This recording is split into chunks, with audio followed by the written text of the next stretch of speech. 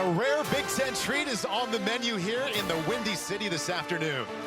Sports fans who know this spot on the city's north side is the home of the Cubs are about to see it in a different light. The friendly confines equals football today, and a game of significance here in the Big Ten West.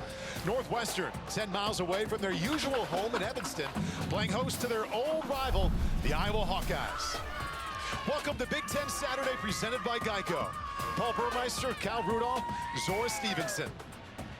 So 100 yards from the third base line all the way to the padded ivy in right field looks like this. Pretty good sight. Seats that would have put you behind home plate in the summer have you in the end zone here this afternoon. Unique venue, yes. Meaningful game as well. Iowa 6-2, tied for the Big Ten West lead. Northwestern, the Big Ten's most pleasant surprise at 4-4. They've weaved their way under the bleachers there, and the Wildcats are all ready to enter the field from left center field, running basically into the infield here on a pretty nice afternoon here. Mid-50s, it is windy. Partly cloudy, and the Iowa Hawkeyes in their traditional rogue uniforms. They've come out of the dugout here, which is basically the dugout on the first base side, all ready to take the field.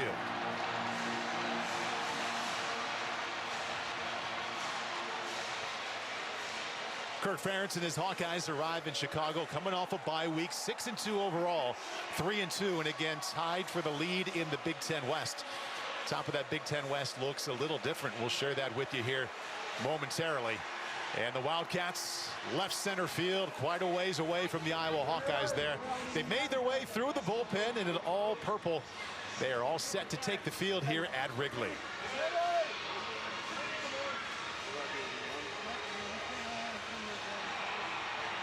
Wildcats lost 2 of their first 3 games this season, but they're 4-4. Big Ten West only 1 game behind, coming off a big-time win they had at home last weekend against Maryland. And here come the Wildcats.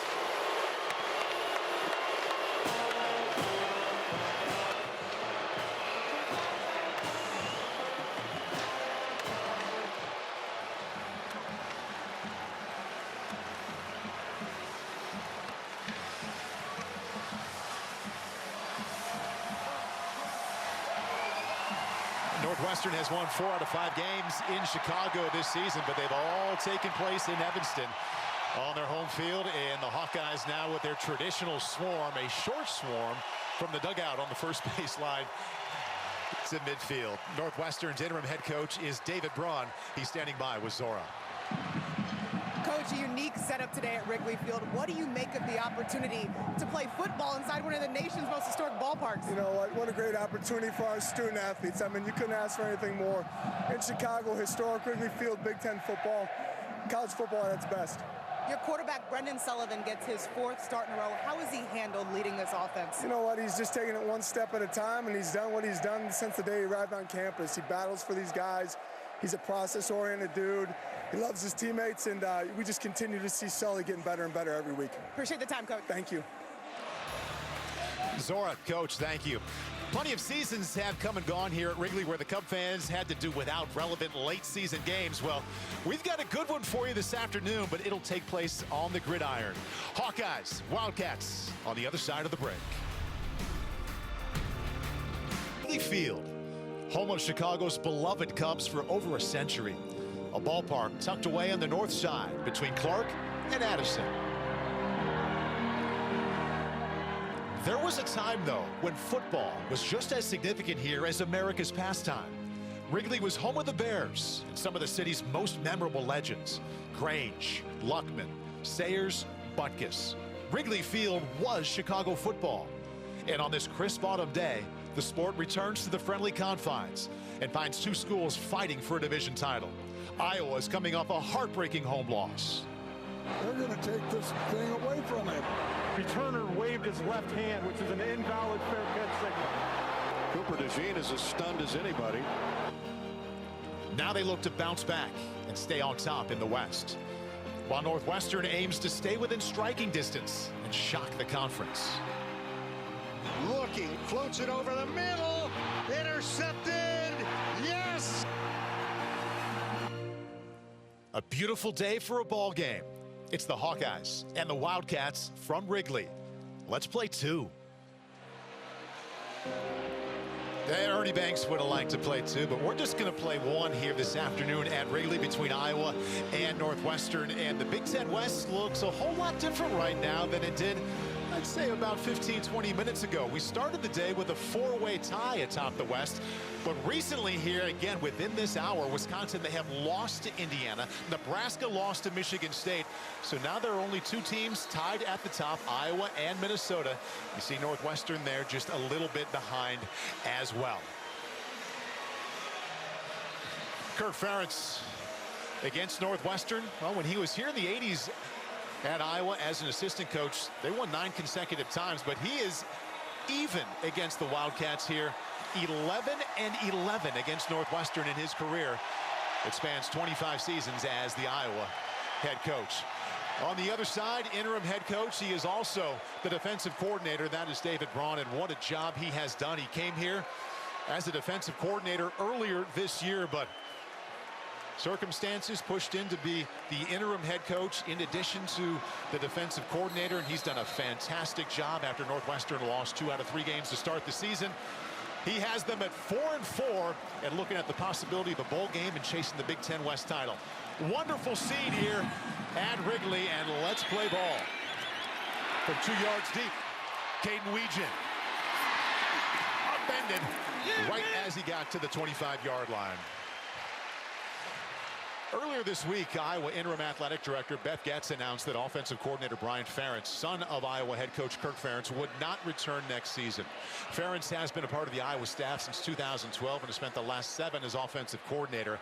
Iowa, though, has seen a steep decline in offensive production the last couple of seasons. They entered today's game ranked last in the nation in total offense. And they're also coming off a loss to Minnesota, where they gained only 12 yards in the second half. Deacon Hill at quarterback, his 4th consecutive start. Le'Shawn Williams struck at the line of scrimmage, falls forward near the 30-yard line. Been some question as to why Iowa would make that decision right now with the team at 6-2. Kirk Ferentz voiced his frustration to us this week with the timing of this call. He said the move was inconsistent with the way he's always been allowed to operate, which is make a full evaluation of the program, of the staff after the season is over. Says the distraction doesn't give the players the best chance to win. We'll revisit this story throughout the game as we spend time with both Brian and Kirk Ferentz. Le'Shawn Williams gets the carry on the first 2 plays of this game on offense. No surprise for the Hawkeyes, Kyle, and they'll face 3rd down here coming up. Yeah, that's something that Brian Ferentz mentioned to us this week, that we're going to see a lot of Le'Shawn Williams. This is a guy that they want to get going today. It's Iowa football. They live by the run game, and it's the way that they want to operate on offense. Hey, how about Iowa winning the toss and choosing to receive with these questions on offense? That says a lot about Kirk Ferentz's mentality coming into this game. Deacon Hill drops back to the shotgun. That's Le'Shawn Williams right to his left. 3rd down 3. Double pumps, fires high and behind, and a late penalty marker comes in.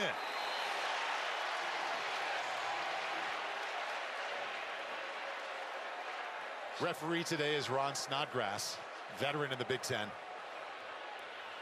Interference. Defense, number 2. Ball being placed at the spot of the foul. Automatic 1st down. Yeah, that's, you see there, Hollis Jr. just, anytime you wrap that arm, his right arm there, he turns the body of the receiver, Deontay Vines, who, again, I think Deontay Vines is going to be a guy we see a lot of today, a guy they want to get the ball in the hands of. Anytime you turn the receiver's body, it's an easy call for the official. Deacon Hill bounce back opportunity here, Kyle, after he was just 10 out of 28 in the game against Minnesota. A little hole off the left side, and keeping his feet as he picked his way through it. That's Le'Shawn Williams, already with 3 carries this afternoon, picks up 8 that time.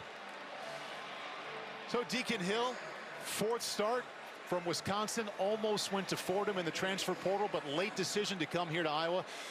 And you see what he did there in his 3rd start. That was 2 weeks ago as Iowa was coming off a bye week. But I think Iowa can live without a lot of production in terms of passing yards, but it's those 3 turnovers, Kyle, that Kirk Ferentz says they cannot live without, or they cannot live with here moving forward. Le'Shawn Williams, busy man already, up the middle, not much there. He picks up 1, and Iowa will have 3rd down and short coming up. 3rd and 1 is a situation that the Iowa Hawkeyes on offense, you know, it's their mentality. It's the way this offense is built. We'll see a lot of tight ends on the field, a lot of big personnel. And actually 3rd and 1 is an area that they've had a lot of success in. You think about tight ends with Iowa, they have 3 on the field, but big quarterback here, Deacon Hill on the sneak, 6'3", 258 pounds, and he'll have enough for the first. It's about as big as you. I would say Deacon Hill's built like a tight end, so you basically had 4 tight ends out there. 2 3rd down conversions for the Hawkeyes, 1 via penalty and 1 via the quarterback sneak. That's how Iowa scored their only touchdown 2 weeks ago, their last game against Minnesota. Talked to Deacon during the week, Al, and he said this was the first time he really had his confidence dip after that tough performance against Minnesota. Now he has Jazzy and Patterson lined up behind him. He gets his first carry, little hole off the right side, big hit just as he got inside of Northwestern territory on Patterson. He picks up 6 yards. That's Devin Turner with the tackle for Northwestern. Yeah, it was big for this Iowa offensive line to get back on track. They ran the football for just 11 yards against Minnesota in their last time out. And you see it here. It's a point of emphasis all week. They talked about it over the bye week. 2 most important things for them were getting everybody healthy and then getting the run game going on offense. Patterson remains in the game. Iowa will rotate 3 tailbacks, Johnson, Williams, and Patterson throughout the day. A little cutback at the line of scrimmage, and not a lot there. In the backfield was veteran linebacker Xander Mueller, Devin Turner there for the stop, Sean McLaughlin as well. And now Iowa faces 3rd down once again, 3rd down and 4 as they huddle up, Cal. But Deacon Hill told me, I said, what did you do about that confidence dip? And that happens to young quarterbacks. He said, went back and watched good film from training camp, good film from the first 3 games. Reminded myself, I can do this. See if he gets the chance here on 3rd and 4. Looking for his first completion. Nice pocket. Steps, fires, ball batted into the air. And another penalty marker comes in. After the contact, after the deflection, the pass was intended for Caleb Brown. Theron Johnson was the quarterback right on top of him.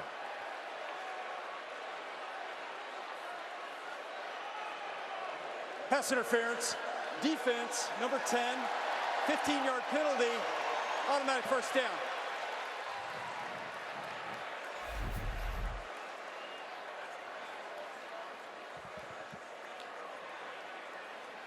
So one of the things that I wanted to watch early with Deacon Hill was, you know, his comfort level in the pocket. And, you know, on 3rd down, it's all about your comfort level. Going through your progression, he does an incredible job there getting back to Caleb Brown, scanning the field from right to left. Delivers the football on time. That's another thing that I think we really wanted to see from Deacon here early in the game. And they pick up another defensive pass interference, extending the drive. Iowa had the best drive, their first drive against Minnesota as well. 11 plays, 70 yards. There's his first completion, flips it out to the left side. And Deontay Vines across the 35-yard line, short gain of 1. Always feels good for a quarterback to get that first completion, and now Hill has his first this afternoon. Yeah, and you talked about Deacon Hill's confidence. The best way to get confidence back in your quarterback is an incredible run game and completions. And that's what we're seeing so far out of this Iowa offense on the first drive when they elected to receive the kickoff. Drive that's been led deep inside of Northwestern territory by the run game and also a couple of big penalties against the Wildcats. Delayed draw. Williams hit right when he got to that line of scrimmage. Iowa having a hard time finding room there right up the middle. Gets in between 2 and 3. God, we take a peek at your big shots. Who are you watching here this afternoon? Yeah, we've talked about it a lot so far on this first drive. And Iowa's win at Wisconsin 2 weeks ago before their loss at Minnesota. Le'Shawn had his second 100-yard game of his career. And it'll be Le'Shawn Williams and big Logan Jones up front leading this Iowa offense and getting that run game going again. 10th play of the drive finds Iowa 3rd down and 7. 4-man rush. Hit right when he wanted to release the ball, fumbled. And just at that 40-yard line, it was knocked out by Jalen Pate. Wildcats defensive line comes up with a play on 3rd down and 7. Iowa did recover, but the offense goes to the sideline. Yeah, and this is something that we saw a lot in the loss to Minnesota before the bye week. Just his presence in the pocket, that clock has to go off in your mind. It's 1 hitch, it's 2 hitches. You got to know that defender's coming for the strip sack. behind you where you can't see them, and this is exactly what Kirk Ferentz talked about. We could deal with the stat line, but we can't have the turnovers, and they were lucky to recover one there. Now the ball's on the 39-yard line. The wind is blowing across their face here. Iowa, they've taken their time here. The play clock has gone down to 0. Delayed game. Offense. The penalties decline. 4th down. Okay, so Torrey Taylor comes out, and as interim head coach David Braun knows very well, at times he has been the most valuable player, not just on the Iowa special teams, but this entire Iowa team. #1 in the Big Ten, 2-time Big Ten special teams player of the week, and you see that number just under 49 yards per punt. First one is up and away, and a fair catch called for by A.J. Henning. Expect to see a lot of him, the wide receiver, coming up for the Wildcats. 28-yard punt with no return. So on 3rd down, Pate comes up with that play right there to bring the punt unit out, and we'll see Northwestern's offense for the first time here at Wrigley right after this. Northwestern quarterback Brendan Sullivan just jogged inside the Wildcat huddle, making his 8th career start, coming off what was really the best game of his career last weekend in the win over Maryland. Kyle, he had that winning combination of efficiency in the pocket and a lot of playmaking outside of it. Yeah, and you can see Brendan getting better with experience. A guy that started 4 games last year. This is his 4th start this year, and that's really starting to shine through on his tape.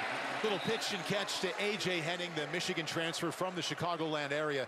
Gain of 1, and we'll see him a lot carry the ball around the end and also get those short passes, which are basically an extension of the run game. Yeah, and A.J. Henning is a guy that they just want to get the ball in his hands. He's excellent out in space. He can make guys miss, whether that's in the run game, in the screen game, in the short passing game. They want to get this guy as many touches as possible. Loss of a yard brings up 2nd down 11. Little option pitch underhand there to the left side. That's Cam Porter, top running back for the Wildcats. Jay Higgins, #1 tackler in the Big Ten, brings him down after a gain of 3. Kyle, here's your big shots for this part of the matchup. Yeah, and we already talked about A.J. Henning and what he means to this offense. Across from him in the receiver room is Bryce Kirks. Bryce is a guy that's going to have to find holes in this stout Iowa zone coverage today. And on the other side of the ball, we got Jay Higgins and Sebastian Castro, the Swiss Army knife of this Iowa defense. 3rd down 8 here for Sullivan. From the pocket, steps up, in trouble, sacked. He's been sacked 12 times the last 2 games coming into this one. And on his first 3rd down, goes down for a loss of 8. Nick Jackson, the outside linebacker, got him. It's a great start for Iowa. They play the field position game. They pin him back, force him 3 and out, and get a huge sack here with Nick Jackson, the linebacker. A little stunt game there in the middle of the pocket. Able to finish it off here and force a backed up punt. Cooper DeJean, the Iowa fans get excited here. #1 returner in the Big Ten on punts, and took the one back late against Minnesota. Fantastic return that was eventually called back. And he stands and awaits his first chance on the 50. David Braun talked about limiting their opportunities against him, but they give him a shot here. DeJean's got some space inside of Northwestern territory, and then some. Penalty flag does come in, as DeJean is still moving inside the 15-yard line. About halfway on that big return, we saw the penalty come in.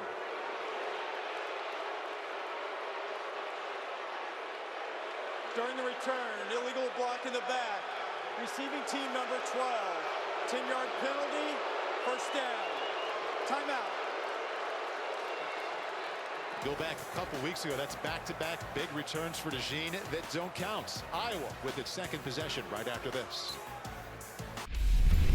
Couple of games impacting the Big Ten West race. Wisconsin at Indiana. Brendan Sorsby to Donovan McCulley. Beautiful one-handed touchdown catch. Indiana wins this one, score 20-14. Nebraska visiting East Lansing. Sam Levitt in the game for Michigan State. Throws the ball to Montori Foster Jr. for a 25-yard touchdown. Spartans snap a 6-game losing streak in this one. Boy, that has a lot of impact on the Big Ten West, that 4-team tie that we had all week. And when the day started, it's now a 2-team tie atop the Big Ten West, Iowa and Minnesota. Minnesota has the more direct path. If they win out, they are your Big Ten West champions. Little play action, Deacon Hill, open man at the 40. And this play starts, or this drive starts with a 1st down for the Iowa Hawkeyes. All by himself out there in the flat. Deacon Hill found him for 14 yards. That's Hayden Large, the fullback / tight end. Great name for an Iowa fullback. Yeah, and let's go take a look at that penalty on the punt return there. We got Jackson Roth. Just you want to do everything you can to be able to spring things for DeJean in the return game, and you got to save it. You could tell he was trying to save it, and he made contact, and the middle official threw the flag. Sean Williams, before he got to the line of scrimmage, stood up there at the 48-yard line. Xander Mueller, one of 2 veteran linebackers alongside Bryce Gallagher, was the first there.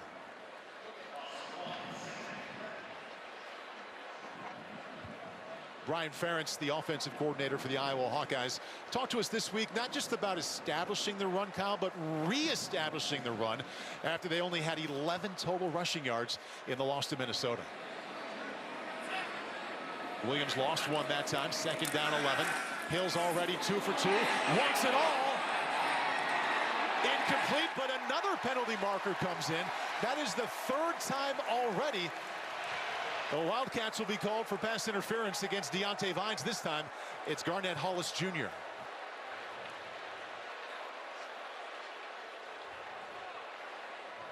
Pass interference. Defense, number 2. 15-yard penalty. First down. Well, we talked to Brian Ferentz this week during our meetings. He mentioned to us over the bye week they were trying to find out who is this offense going to run through now. You know, they thought originally it was going to be Eric All and Luke Lachey, the tight ends. They're both out for the season with injuries. And Deontay Vines was a guy that he mentioned that they really worked hard this bye week to establish him as a go-to guy. 2nd time Iowa's been inside of Northwestern territory. Williams bounces it. Little cut back in. He's brought down just across the 35-yard line. Coco Azama, star safety here for Northwestern, brought it down. No gain.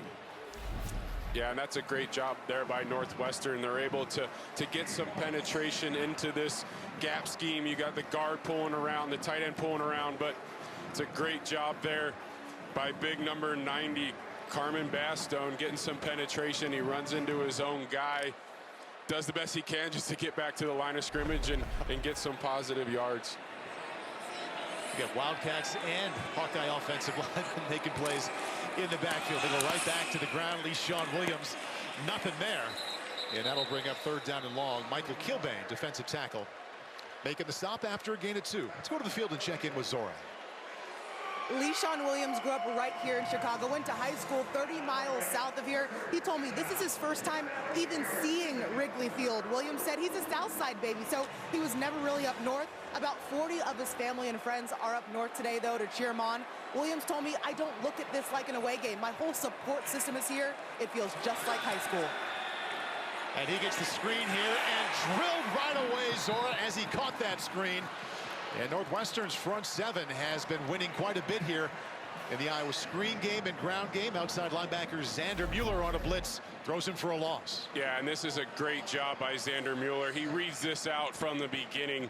You know, I mentioned him as one of our guys that we're going to keep an eye on today. He sees it the whole way. He's able to get up there, defeat the block, and make a tackle for a loss. It's an incredible job by a guy that's having a great year in Xander Mueller. Drew Stevens on to attempt a field goal. The wind is blowing from his left to right. This is from 53 yards out. His long this season, 53 yards earlier at home against Michigan State. Snap and hold are good. We'll see if it gets there. The distance is not an issue. And he doinks it off the left upright. 2 times Kirk Ferentz's offense has been inside of Wildcat territory. David Braun applauds what he sees, and that's the bend but don't break and don't give up any points because of that right there. 3 minutes left here in the first quarter at Wrigley. No score. Hawkeyes and Wildcats. When the night shift starts, the nightmare begins.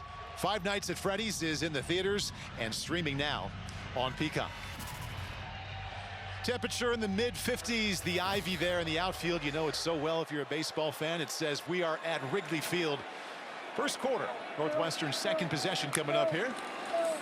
No score. Cam Porter is the top rusher for Northwestern. He takes it right up the middle. Good start to this drive for Brendan Sullivan and the Cats. Quinn Schulte, former walk-on safety for the Iowa Hawkeyes, makes the stop, but that's a gain of 8.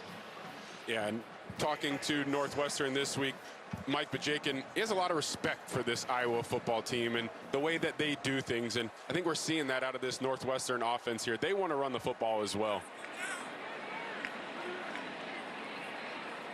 Brandon Sullivan coming off career highs in passing, over 300 yards of total offense last week. Had that ball tipped and nearly intercepted. Tipped at the line of scrimmage, and Cooper DeJean got close to getting his hands on that one. And that'll bring up 3rd down and 2 for Northwestern. When you're a defense that plays as much zone coverage as Iowa does, tip balls and overthrows are a nightmare for the offense because they have what they say zone eyes. Everyone's looking at the quarterback. As soon as that ball gets tipped up in the air, they're driving on it to make an interception. Very fortunate for that one not to get picked off. That was Y.A. Black getting his hand on it. And Northwestern up the middle, then bouncing it out. That'll be enough for a 1st down for Cam Porter. Cooper DeJean makes the tackle. Oh, we've talked about Northwestern scoring 33 points. Very good for them this season in that win at home against Maryland last weekend. Quite a contrast to what they had in Lincoln 2 weeks ago when they had no yards of total offense in the 1st quarter. Didn't score a touchdown. They come back with their best performance last week at home.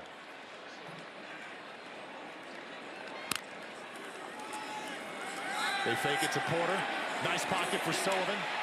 Dumps it out of the backfield to midfield. Jay Higgins there averages a dozen tackles per game in Big Ten games. In the 5 he's played, there's another one for him on Marshall Lang. And Mike Bajakin, the offensive coordinator, raved about the example he sets with his efforts as he plays like a maniac. But couldn't quite juke Higgins that time. Yeah, Mike Bajakin was saying that they stress extra effort. They know at Northwestern that's how they have to win. And Marshall Lang leads by his example. Early snap. Boy, what a mistake for Northwestern there. The ball goes right by Brandon Sullivan. Wasn't ready for it. And they had to go back and chase it down to the backfield to bring up 3rd down and long. And Brendan Sullivan's not even looking for the snap here. And it's such a drive killer. You got 2nd and 5. He's looking to the sideline, maybe make an adjustment, maybe check the play.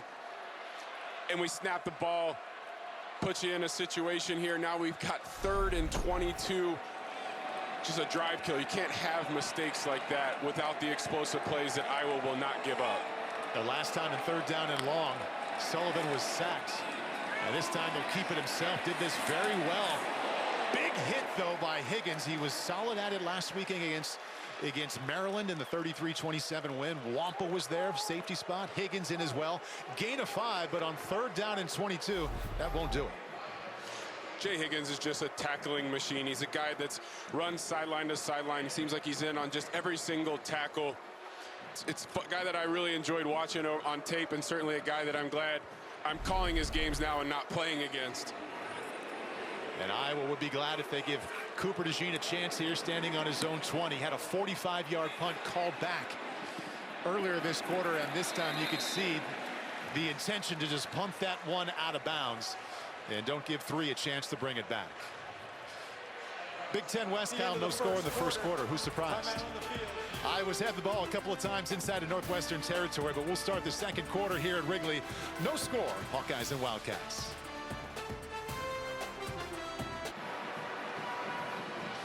Big Ten football here on the north side of Chicago at Wrigley. We head to the 2nd quarter. Iowa and Northwestern 0-0.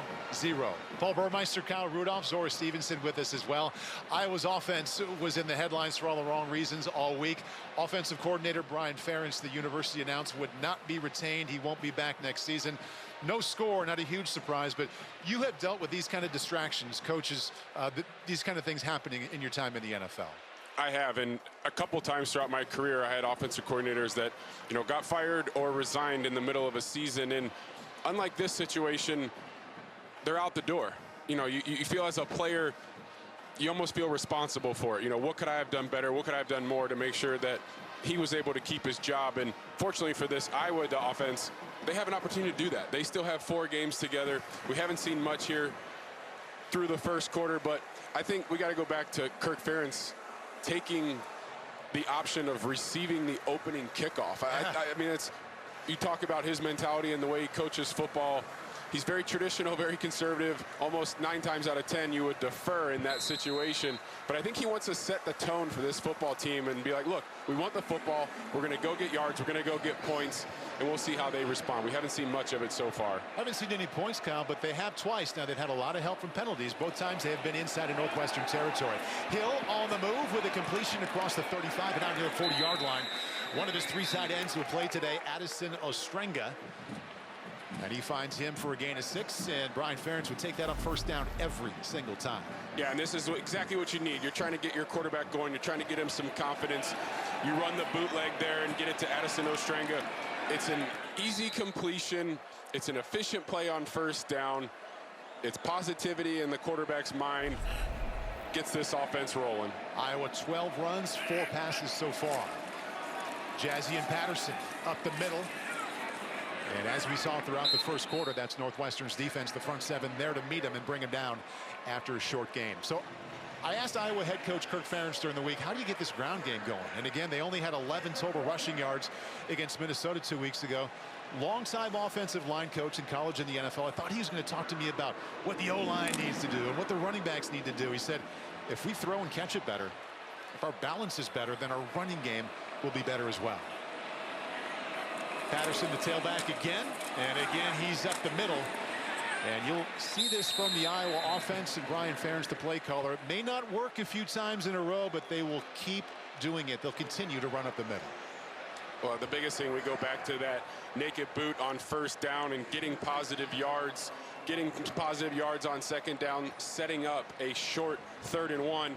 It gives you the opportunity to just get downhill, put your head down, get 1 yard, get a new set of downs here. And this Iowa offense is just, they need to sustain drives. They need to stay on the field. They need to convert 3rd downs to get in a rhythm. 1st and 10, toss sweep. Patterson almost broke that tackle and gets out to the 47-yard line. Aiden Hubbard, the Big Ten Defensive Player of the Week from his performance last week, keeps that to a gain of 5. Let's go downstairs to Zora. Paul, it takes about a month to transform Wrigley from a baseball setup into the football field you see today. Head groundskeeper Dan Kiermaier told me the end zone on a 3rd baseline is where the Cubs dugout normally is. Kiermaier's team scaffolded the dugout, then put some sturdy styrofoam in before laying sod down. In addition to baseball games, Kiermaier says his team gets the field ready for concerts, a winter wonderland, and now college football. Hey, Zora, thank you. And back to the air now. Deacon Hill again rolling to his right. Second completion that way on this drive. This time it's a wide receiver, Deontay Vines. And the big quarterback at 6'3", 258 on the move for a gain of 8. Yeah, and Deontay Vines, as we've mentioned throughout the broadcast so far, a guy they need to get going. A guy they put a point of emphasis on over the bye week to get the ball in his hands, to get this offense running through him, and we've seen that so far in through the first quarter and early in the second quarter. Sportsmanlike conduct, sideline interference, Northwestern, 15-yard penalty from the end of the run, first down. So Kirk Ferentz and the Iowa Hawkeyes on the exact same sideline as you have seen so far and noticed as the Northwestern Wildcats. Ferentz and the Hawkeyes in right center field, and David Braun, the interim head coach, and his Wildcats just behind the shortstop area here at Wrigley. We talked to both coaching staffs about it this week. They mentioned, signaling, substitutions would definitely be different than it is on a normal Saturday, but neither side seemed too horribly concerned about it. Meanwhile, the Iowa offense for the 3rd time inside of Northwestern territory. End around. Deontay Vines with it again across the 30. And tracked down as he got to the 34-yard line. So back-to-back plays for Vines. One side it's a catch, the other side an end around. And we have an injured Wildcat here on the 32-yard line. Early in the second quarter, no score at Wrigley. We'll step aside and be right back.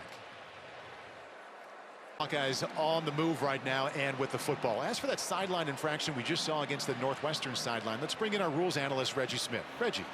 Thanks, Paul. What we saw there was the side judge, while backpedaling to cover the play, ran into coaching staff personnel in that 6-foot white area.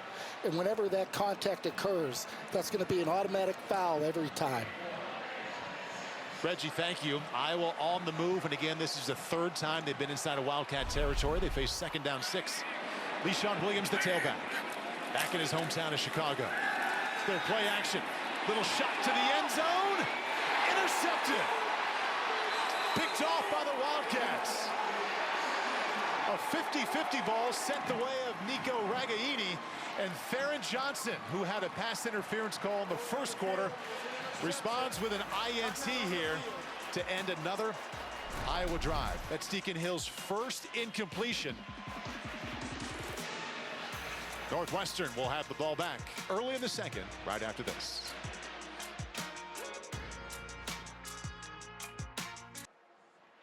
With Discover, every fan earns cash back on their game day purchases. Discover, the official card of the Big Ten.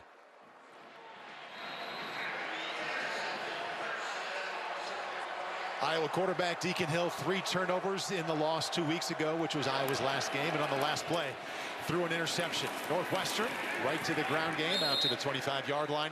That's Cam Porter, their top rusher. He picks up 6, and we go back to the interception from Hill. And Theron Johnson does an incredible job here. It's man coverage. He's got to run all the way across the formation to stay with Ragaini. And then it's just old school game of 500. You know, the ball's up in the air. You got to go up and make a play on it. He does an unbelievable job getting his eyes back to the quarterback. And you know David Braun loves it. You know, he talked about it. They're going to have to turn this offense over in order to win this football game. And there's the first one. Second down short. This time Sullivan keeps it. And Sullivan picks up a first down. And a big key here for Northwestern this afternoon. They're the only running game in the Big Ten, Kyle, averaging less than 100 yards per game. 14 out of 14 teams. If they can get a little bit out of the ground game and get Sullivan to play like he did last week in the pass game, they'll have something. That time he picked up 7. And if Brendan Sullivan can complement Cam Porter with his legs, it'll give them opportunities to improve that run game, because it's something that Brendan Sullivan can do really well. Anthony Tyus, big back, one of 3 backs that'll play here for Northwestern this afternoon with his first carry at 6'1", 225. Outside linebacker Nick Jackson with the tackle, but that's a gain of 5.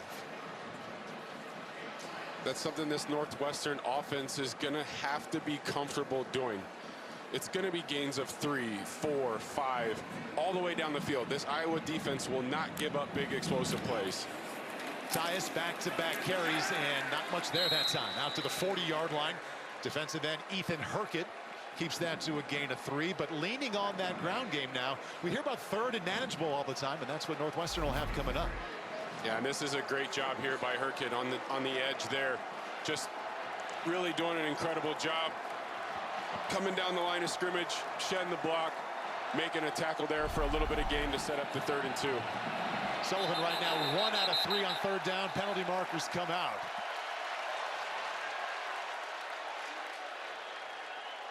And we'll take a listen to Ron Snodgrass. False start. Offense, number 56. 5-yard penalty, 3rd down. So 3rd down and 2 becomes 3rd down and 7, just like that. We got the right tackle here, just flinches a little bit. The biggest thing as a killer, 3rd down, 3rd and 2. You flinch, now it's 3rd and 7. Much more difficult situation for this Northwestern offense. And Sullivan has had limited success passing the ball so far. He's just 2 out of 3 for 4 yards. He's also been sacked once. Empty backfield, 3 wideouts to his left. Nice pocket, floats one down the near sideline. Kurtz with a diving effort and couldn't quite bring it in. That was Cam Johnson. They like to take deep shots to him, had his hands on it, but that'll bring up 4th down. Cooper DeJean does a good job not playing through the receiver there and causing DPI.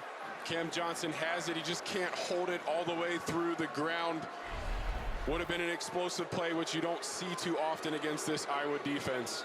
And we'll see if the Big Ten's #1 punt returner, Cooper DeJean, gets a chance here. He had a 45-yarder called back in the first quarter, then they punted out of bounds.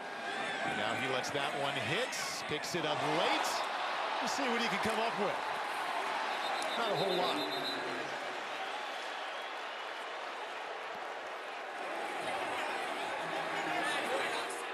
And a lot of extra activity on the sideline there. Kind of game Kirk Ferentz knows very well, 49-yard punts. Cooper DeJean, boy, we've seen this before. Said he wasn't going to return it, and then at the last second, this one stands. No score so far at Wrigley. Big Ten men's and women's basketball is on Peacock all season long with some of the biggest matchups. The ball tips off on Monday when Rutgers takes on Princeton and continues Friday with 4 big games. Big change here, or big addition to the Iowa offense. Cooper DeJean, that's him in motion, and that's DeJean with the ball. End around to the right side, and he's strung out there to the sideline. Iowa fans have been calling for number 3 to show up on offense really this entire season, and they sneak him in there for the first play of the drive and a gain of 8. And Cooper DeJean is just so explosive. It's exactly what this Iowa offense needs. It's the spark that they need on offense. If Northwestern's not going to kick him the football and he can't make a difference in the punt return game, put him in on offense, hand him the football, turn it into a punt return, and just everybody watch him make a play. And we'll see if the ball finds its way back there to Cooper DeJean. Again, top punt returner in the Big Ten. Electric with the ball in his hand. And this time they run it right up the middle, and that's a way to free up the run up the middle, Kyle, which has been jammed up most of this day. But now you're thinking about DeJean to the outside, and the up the middle run gets 6 yards. And you see it here. It's something that you see oftentimes in the NFL. Out in San Francisco, you got Deebo Samuel and Christian McCaffrey. When Deebo Samuel's running in motion, those linebackers can't help but keep their eyes on him, and then all of a sudden there's a crease in the middle, and that's what we saw there. Frozen Northwestern linebackers worried about DeJean. You get the run up the middle. LeSean Williams, the tailback. And Williams, a little hesitation, and didn't find much there off the right side. So we said off the top here, Iowa offensive coordinator Brian Ferentz, 7th season will be his final. He will not be retained, and he told us during the week, you know what, he was clearly upset about the situation, but he also said, I'm going to enjoy these last 4 regular season games, enjoy the bowl game. This can't take away the joy from me. It's also, he said, it's probably the last time I'll be on the sideline with my father, Kirk Ferentz. So all at once, I thought he had good perspective about realizing what a blow this was, and also how much he was going to aim to enjoy what is left here of his Iowa time. Screen pass. Williams tracked down. Good job by the Wildcat perimeter defense. Aiden Hubbard, he had 3 sacks last week, and he chased that one down. After a gain of 1, and an emotional Kirk Ferentz before the game. That's Phil Parker, defensive coordinator, and there's the embrace. And you can see the look on Kirk Ferentz's face. And Brian Ferentz said, I spent most of my life in Iowa City. He was born there. Very good offensive lineman for the Hawkeyes. He's been on the staff for 12 years, so a lot of emotions for the Ferentz family, and right now a lot of hope that they will get something going offensively. 3rd down and 8. 4th time Iowa's had the ball. First 3 times ended up in Wildcat territory. In trouble. Penalty marker comes out under duress. Deacon Hill flings that one away, and we'll check in on the penalty in the area of what usually means holding. Hill avoided the sack, avoided the INT. Yep, holding coming up here against the Hawkeyes. We'll see if Northwestern accepts the penalty, because this would be 4th down and 8. Offense, number 56. The penalties decline. 4th down.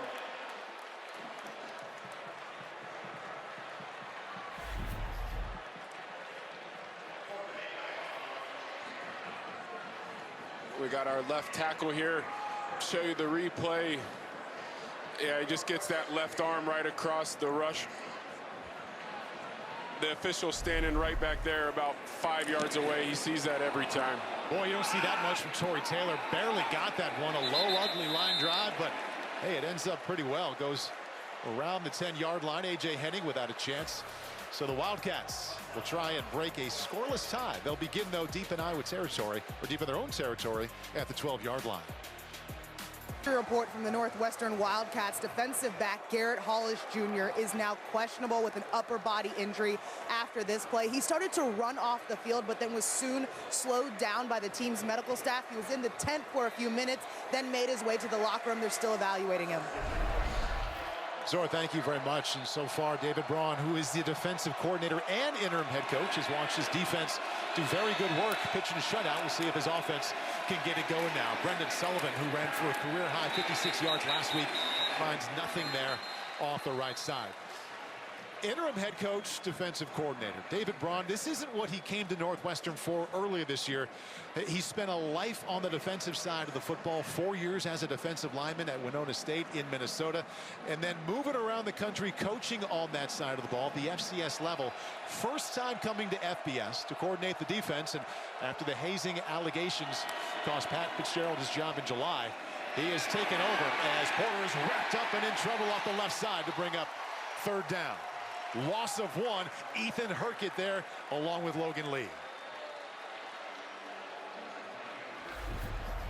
Hurkett does another incredible job. It's the DNA of this Iowa defense. They make you earn every single yard. Stout against the run. There's just nothing there for this Northwestern offense. You've got to find a little bit more creativity in the run game, because if you just run right at this Iowa defense, you're not going to gain much. Tough spot for any quarterback against this Iowa defense. Third down and 11 from his own 5. Sullivan shoots one to the far sideline, misfires to Kurtz. And Iowa's defense, which is once again in the top 10 in points allowed, third last year, 6th right now, sends the punt unit out, and that's a 3 and out.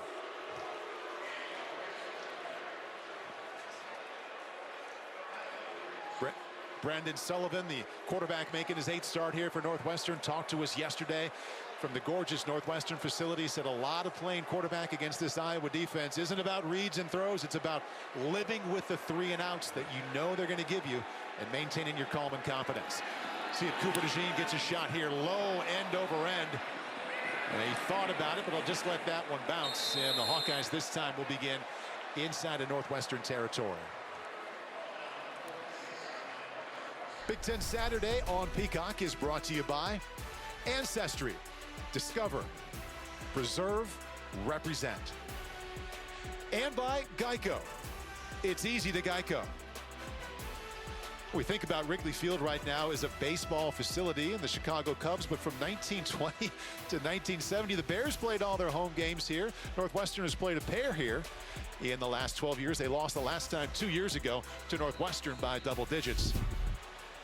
And now the defense will try to do what they've been doing, and that's shut out the Hawkeyes. You see Iowa fans and Northwestern fans packed around, excited to see football here at this venue. And Iowa with their best start here, field position-wise. Deacon Hill sacked, second time here today. He had the double pump and hung on to the ball. Aiden Hubbard, Big Ten Player of the Week, defensively for 3 sacks last week, gets him for a loss of 5. Yeah, and as you mentioned, Aiden Hubbard is a guy that had 3 sacks last week, and here he is again, putting pressure on Deacon Hill. Something that this Iowa offense has started to do a little bit more is throwing the ball on 1st and 10. When you throw the ball on 1st and 10, you have run action, you can't take a sack. You can't put yourself in 2nd and 15. That's going to make it really tough on Brian Ferentz to dial up more passes on 1st down. See if they can get half of this back now in 2nd and 15. Hill in the air again. No, it's a delayed draw. Little space there for LeSean Williams. And a strong finish as he gets to the 40-yard line. Bryce Gallagher, the captain and middle linebacker, makes the stop after a gain of 10 to bring up 3rd down and 5. Oftentimes, a play caller's tendencies on 2nd and 10, 2nd and 15, which we had here, are draws and screens. And that's an excellent job there. Iowa offense dialing up the draw and getting it back to a 3rd and manageable here at 3rd and 4. A lot of options available for Brian Ferentz here on 3rd and medium. They go over the middle, ball batted in the air. A lot of heat on that one as he wanted Seth Anderson, Rod Hurd. Safety was right there in coverage. Let's see what Iowa does here now on 4th down and 4. Looked like they considered it for a moment, Kyle. Now the offense jogs off. Yeah, you'd have to imagine Iowa's going to play the field position game. I've never heard punts are good so many times in other meetings in my life, and yet here we were every time. It was like, hey, punts are good. You know, you might see a 30, 40-yard change in field position here. That might be the biggest gain of the day. Torrey Taylor will see if A.J. Henning gets a shot. He will not send this one a little bit too far, quite a bit too far. Punt of 40 yards that ends with a touchback. If you grew up watching and listening to the Cubs, you know exactly who that is. Spent so many summer days listening to Harry Carey, as it should be a statue outside, and we're scoreless inside of Wrigley. Coming up on the Xfinity 10G Network halftime report, Maria Taylor, Joshua Perry, Matt Castle will take a look at what we've seen so far. Maybe some points coming up here. Wrigley Field in the first half. Have the latest on what's happening in Ann Arbor with the Michigan situation. Also, top 10 teams surviving some close games here. All that's coming up here at halftime. 3:32 left until then. Sullivan has struggled today. Completion out across the 20-yard line. And they find A.J. Henning, second time he has got the ball. Interim head coach, defensive coordinator, David Braun. Amazing, Kyle. He has this team at 4-4. They lost 2 of their first 3 games. They won 1 game last year. I think a number of people said, okay, here we go. This is what we thought from Northwestern. And now they're 4-4. Bowl game a possibility. Big Ten West an outside possibility. An incredible job what he's done. He said at his press conference, there's an excitement around the facility, and I felt it yesterday when we were there. Second down 6. Tyus waiting and wrapped up. First one there, Joe Evans, the defensive end, and no gain. I was at breakfast this morning and overheard a very nice conversation between a couple of Northwestern fans, a couple of Iowa fans, and the Iowa fans asked, hey, what do you think of this David Braun? Injured Wildcat on the field, and the response was, he's been a miracle. To take a team from 1-11 to where they're at right now, miracle would be a good reason to describe it. And he's got an injured Wildcat there on the 27-yard line, right on his sideline. It's Ben Rather, one of his veteran offensive linemen. And this is an offensive line that's, well, they've had a hard time finding the right group here. 3rd different group here starting. And they work on Rather's right side there.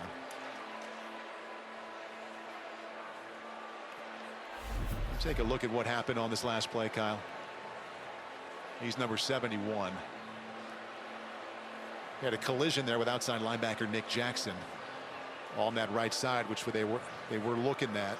They continue to look at that right now.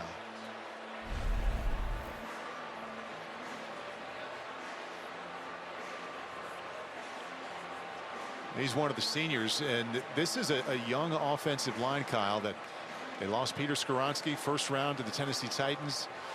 And we've talked about the run game being last in the Big Ten. They've given up a number of sacks, 13 now in the last 2+ games, as Rather makes it up to sit up. And if there's one group least fit to absorb a blow here for the Wildcats, it might be that offensive line.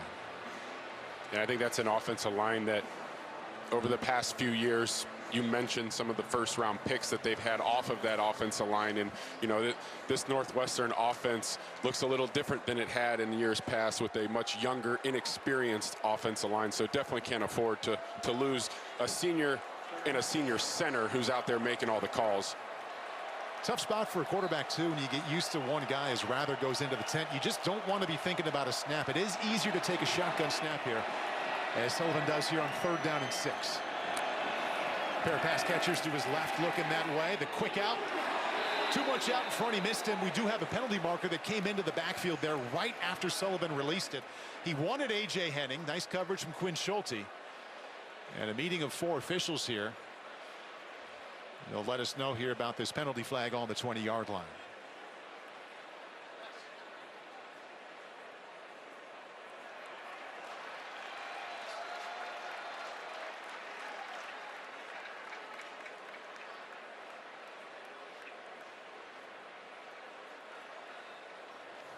Personal foul, shot block, offense, number 65 and 27. Penalties decline, 4th down.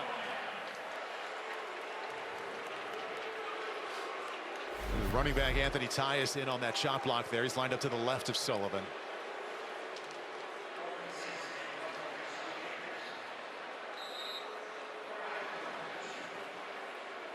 You can't go low on someone who's already engaged with a blocker. No, and that's the new center that just came into the game. As a high spiraling punt, backing up to Jean. Late fair catch called just inside that 30-yard line. And the best punt yet, 48 yards and no return.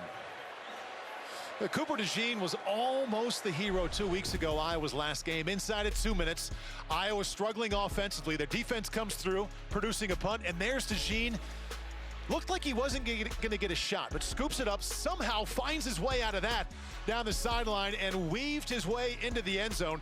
Kinnick Stadium was up for grabs, but they went to review. It was clear he stayed in bounds, but they kept looking at it. They said invalid fair catch signal. It's not a penalty, but you can't make a return after that. And Iowa ended up losing 12-10. Hawkeyes back on offense, gain of 1 yard. And we did see DeJean in on offense for a couple of plays. He had a run of 8 on the reverse. He's on the sideline now.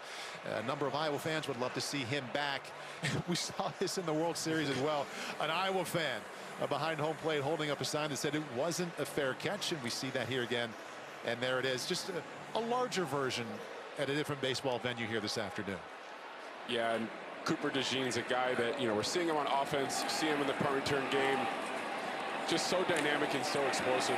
Got to try to find as many ways to get this guy involved as possible. Inside of 2 minutes now, LeSean Williams up the middle, and he loses a yard. See how many more times here now Cooper DeJean will get his hands on the ball today. And we've already seen 8 punts here, Kyle. And we look to be on our way to seeing some more. And 0 points. There are a number of people who didn't think this game was going to hit 30 total points. And right now we're stuck on 0. Yeah, and as I mentioned before, I don't think I've ever heard throughout a week of preparation that punting is winning more than I heard from both sides of this matchup here. 3rd down and 10. Deacon Hill 6 out of 9, only 25 yards, takes a shot here. Regaini, a little bit too far out in front. He did have half a step on Rod Hurd. Would have taken the perfect pass. 1:01, the clock stops until halftime, and say it with me, Kyle, here comes the punt team again. Yeah, I love the call there, though, taking a shot. You get the one-on-one matchup that they're looking for, and something that I think this Iowa offense is trying to take advantage of when they do get these one-on-one matchups. They just got to win them. Penalty marker comes out from the backfield here. Just as the punt came out from Torrey Taylor, takes an Iowa bounce. Rolls to a stop there, middle of the field at the 25-yard line. Right about where the shortstop would line up here in the summer. Punt of 47 yards and no return. Ron Snodgrass has been busy so far here this afternoon at the friendly confines.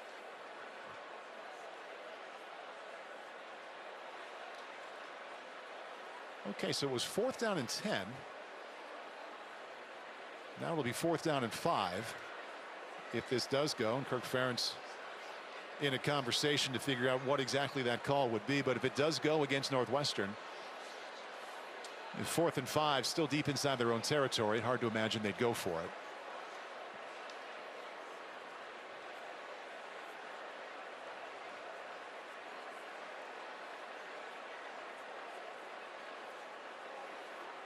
Both quarterbacks having the kind of afternoon you would expect. 0-0. Sullivan thrown for 8 yards. Deacon Hill is thrown for only 25. Formation on the defense lined up on the center. That penalty's declined. 1st down.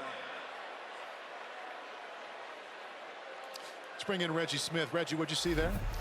Well, number 22, as you see, is lined up within the frame of the shoulders of the long snapper. So that is prohibited by rule. The umpire made a very good call here, but first we're going to try to chase them out of there, and if they're not listening, the call is going to be made. Okay, Reggie, now I would decline that penalty. So inside a minute now, there's Brendan Sullivan. He was so good last weekend in a 33-27 win at home against Maryland. Over 300 yards of total offense, but right now, 3 out of 7 for 8 yards. You wonder if they'll even take a shot here at moving the ball. They do have all 3 timeouts left.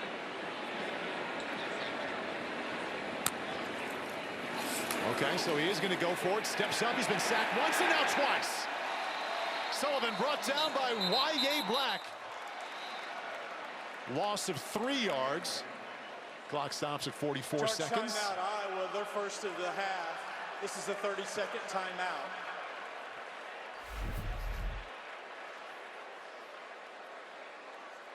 Y.A. Black rushing the passer here. Oftentimes you'll see teams to start a 2-minute drill.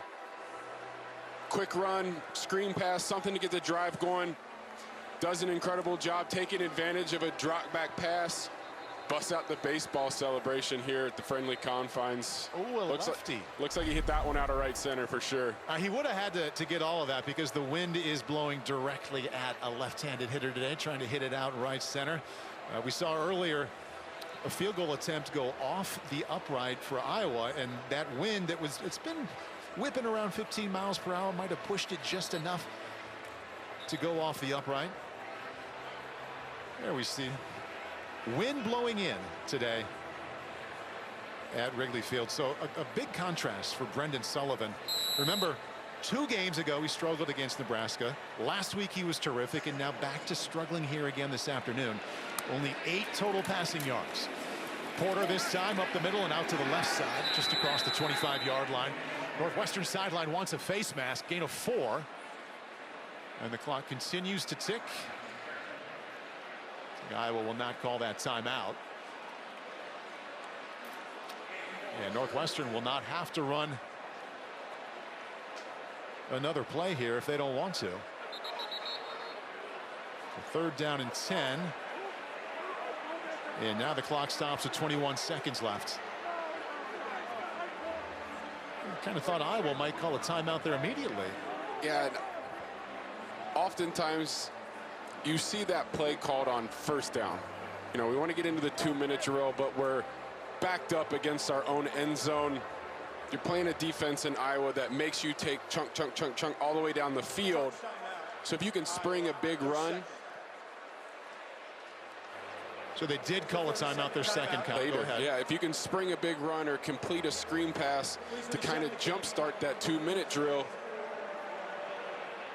then you get into your no-huddle 2-minute offense. And, you know, if you hand it off and it's a short gain, forces Iowa to use the timeouts. You can run it again, make them use their timeouts, and not give Iowa the ball with decent field position here and any time left at the end of the first half. 41 seconds, 41. Thank you. Okay, so they did call that timeout, so that's 20 seconds added back. Iowa has 1 timeout left, so you picture the thinking there on the Iowa sideline, which is on the same sideline as Northwestern, except they are in right center field. If you get a stop here on 3rd down, you call another timeout, you've got the #1 return weapon in the Big Ten in Cooper DeJean. You've got the wind at your back for a possible field goal, and Drew Stevens with a long of 53 yards this season. So that would be a couple of steps down the road, but that could be the mindset there for the Hawkeyes. Northwestern, meanwhile, converting just 1 out of 6 times on 3rd down. Sullivan quickly out of his hand. Henning, 25, across the 30 and shoved out of bounds. Clock stops, 36 seconds left. 3rd time that Henning has touched the ball, gain of 7. If you're A.J. Henning there, you got to know you have to stay in bounds. You have to stay in bounds. You're not going to get the 1st down. You get the ball outside the numbers, you're running on the sidelines. You got to put his foot in the ground and get north and south, stay in bounds, make Iowa use that last timeout. Now we get Cooper DeJean back for a punt return, and they still have 1 of their timeouts left. Exactly, and he's standing, let's see where he sets up. He's standing on the 35-yard line. And if Iowa can make it up to the Northwestern 35, they've been within field goal range of Drew Stevens. Punt is away, low side-winding kick. And it won't make its way to DeJean, down at the 29-yard line. And now the Iowa offense will have to come alive. 39-yard punt, no return. Deacon Hill, the quarterback in his 4th start here, will start this drive 6 out of 10. That sounds like decent efficiency, Kyle, but then you look at the bottom line, and Kirk Ferentz has seen his quarterback throw for only 25 yards in the first half. He's also been intercepted once. Yeah, and the completion percentage is there, but we're not getting the football downfield. Something that Kirk Ferentz talked to us a little bit about his quarterback, and Brian reiterated in his meeting that they wanted to see him get the ball out on time, comfortably. We really just haven't seen that so far in the first half. They haven't seen it so much, they're just going to have him take a knee. And you hear the Iowa fans with their reaction. They're going to leave that timeout. They're not going to use it. And they'll just go to the halftime locker room. Content with the tie score. Likely not happy on either sideline. A lot of defense, a lot of punting. Cooper DeJean had a nice return called back. He had an end around, but Kirk Ferentz and David Braun see what they can put together for the 3rd quarter. 0-0 kind of like a Cubs game after the 4th or 5th inning call. No doubt. A lot of pitches fouled off, and we wait for that first home run. Scoreless at Wrigley Field. The Xfinity 10G Network halftime report is coming up next. You're watching Big Ten Saturday on Peacock, presented by Geico. 10G Network halftime report. Well, we knew it would be a defensive slugfest at Wrigley Field. Iowa taking on Northwestern, and Iowa made it to the red zone. Theron Johnson didn't care, intercepts Deacon Hill. So we are scoreless through the first 30 minutes of play. Meanwhile, we are awaiting Michigan, the third-ranked Wolverines. They'll be hosting Purdue tonight. We're going to get you set at 7 Eastern. That game will be on NBC and Peacock as we get you set for the Xfinity halftime report. Hello and welcome inside our studios. Maria Taylor alongside Joshua Perry. We got Matt Castle here, and we're having a home game as we watch Wrigley Field be the neutral site between Iowa and Northwestern. And you believe that the star that's going to have to stand out is Cooper DeJean for Iowa here. I do, because he is the playmaker for this team. He does it in the punt return game, and you also saw him go out there on the offensive side of the ball. And I love when they do stuff like that. Brian Ferentz saying, okay, here we've got the punt early in the game. There wasn't a lot of explosive plays, but here's Cooper DeJean and what he brings to the table. He's savvy, he gets the ball, and he takes it down the sideline and puts them in a position. It's a small return, but it is what it is. But here he is offensively. I love the creativity. They put him out here, they run a jet sweep with him, get him the ball in space, see if he can create and get some yards for this offensive unit that desperately needs it. Yeah, it seems like they were reading the tweets to a certain degree because a lot of people were asking for this. But when you have a playmaker like Cooper DeJean, that's the way that you need to use him. Offensively, defensively, he can impact that football game. Yeah, only 110 total yards of offense in this first half, so we know that the yards will be hard to come by, but Cooper DeJean could be a difference maker for Iowa. Let's take a look at what's going on throughout the Big Ten West. And as you can see, Michigan State, how about this? It's the first win for acting head coach Harlan Barnett. That snaps that 6-game losing streak. Indiana getting a win after honoring the late Bobby Knight today. And Minnesota, trying to hang on to the Big Ten West lead. We'll see whether or not they can do that, but right now all tied up with Illinois. But we talk a lot about offense when we talk Iowa, and part of that is because Brian Ferentz, the offensive coordinator who's been there since 2017, the son of Kirk Ferentz, well, he's officially been let go by interim AD Beth Goetz, and that happened this week. That is news moving forward. We talked about the drive to 325. It's officially over. Yeah, and I think the who of it is what's important to me and Beth Goetz, because you had Gary Barta as the AD who kind of gave out that contract that people were making fun of for Brian Ferentz. She comes into the role and says, I'm going to make a decision to move this athletic department forward when it comes to football. And she had to be the one to do it because Iowa has anti-nepotism laws. Brian Ferentz reports directly to her. So for me, I think that's the biggest thing that stands out. She says, listen, interim, it doesn't matter. Yeah. I want this football program to look better. Yeah, and for me, everybody's questioning why the timing right now. He's going to be there throughout the course of the year, but it's because of recruiting, right? You've got to let these recruits know in high school and also the transfer portal that we're going to make a change, because what they do need is they need weapons on the outside, and they have to be able to go out and compete in that world. Yeah, Kirk Ferentz says that he intends to continue coaching at Iowa, but like I said earlier, we are your home team. There is an away team here. Catherine Tappan, Nicole Auerbach, and Mike Robb are in Ann Arbor, and I'm sure Nicole has some of the latest on the decision that Iowa has made mid-season. Yeah, certainly. Hi, guys. A bit of an awkward timing, as you heard Matt allude to there, but nonetheless, an anemic offense that's going to need some change going into next season. So if you're head coach Kirk Ferentz, what do you need to think about, Nicole, as this process unfolds? Well, it's a fascinating offensive coordinator search, because this is someone who has been at Iowa since before the turn of the century. He's pretty set in his ways. He wants his offense to look a certain way, complementary football, run first. So if you look at candidates in that vein, you have an internal candidate in John Boudmeier, who's a former Wisconsin offensive coordinator. But the bigger question here is whether or not they're going to think bigger, get more creative, go outside of the box in terms of the hire and the style. Nicole, they have to think outside of the box. We got to understand what's going on with the Big Ten in 2024. You got Oregon coming to the Big Ten. You got Washington, UCLA, USC, wide open offenses. And this Big Ten is not like it was when I played, right? It was like 4 yards in a cloud of dust.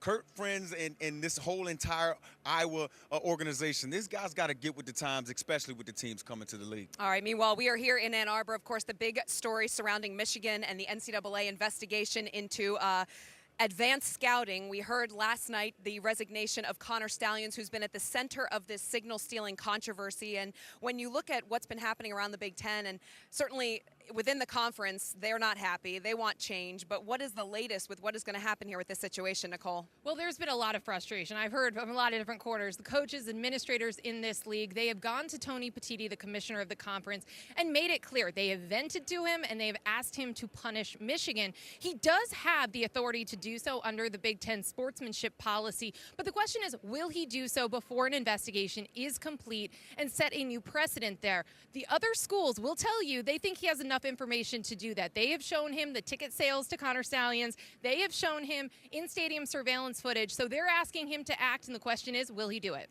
And if I'm a player on this Michigan team, you get opportunities like today to go play Purdue. You're going to go out there and have a chip on your shoulder, right, to show the rest of college football that you're in this position not because of some potential or alleged sign stealing or anything like that. You're in this situation because you're the best team in college football. So many guys came back for this season for this opportunity. Can't wait to watch it. All right, we'll see what they do tonight against Purdue. Of course, coming off that bye week and added motivation at best. All right, that's the story here from the Big House. Guys, back to you. All right, appreciate it, Catherine. And I know we talk a lot about the Michigan players and the effect that it's having on them, but can I ask a question about what about the opponents, the players that are having to prepare knowing that this advanced scouting has taken place? I think that's the hardest part about it, because I agree with you that it would feel unwise to punish the Michigan players, but you hear Ryan Walters, for example, talking about how they have to change their offense and the way that they operate. That's not fair to those players either. It's not fair, and it's not fair to those coaching staff. And like you said, I'll repeat what you said, and I know I'm not supposed to do that, but Ryan Walters was saying, we're going to get in the huddle this week. We have to change all signal, and that's time on task that you don't have to spend getting ready for your opponent. Yeah, he said it's not alleged. We have proof. There is video. We will get more into that conversation at 7 Eastern on NBC and Peacock. More from the Xfinity 10G Network halftime report, including the Texas Longhorns escaping a challenge against Kansas State. We walk you through the overtime thriller when we come back.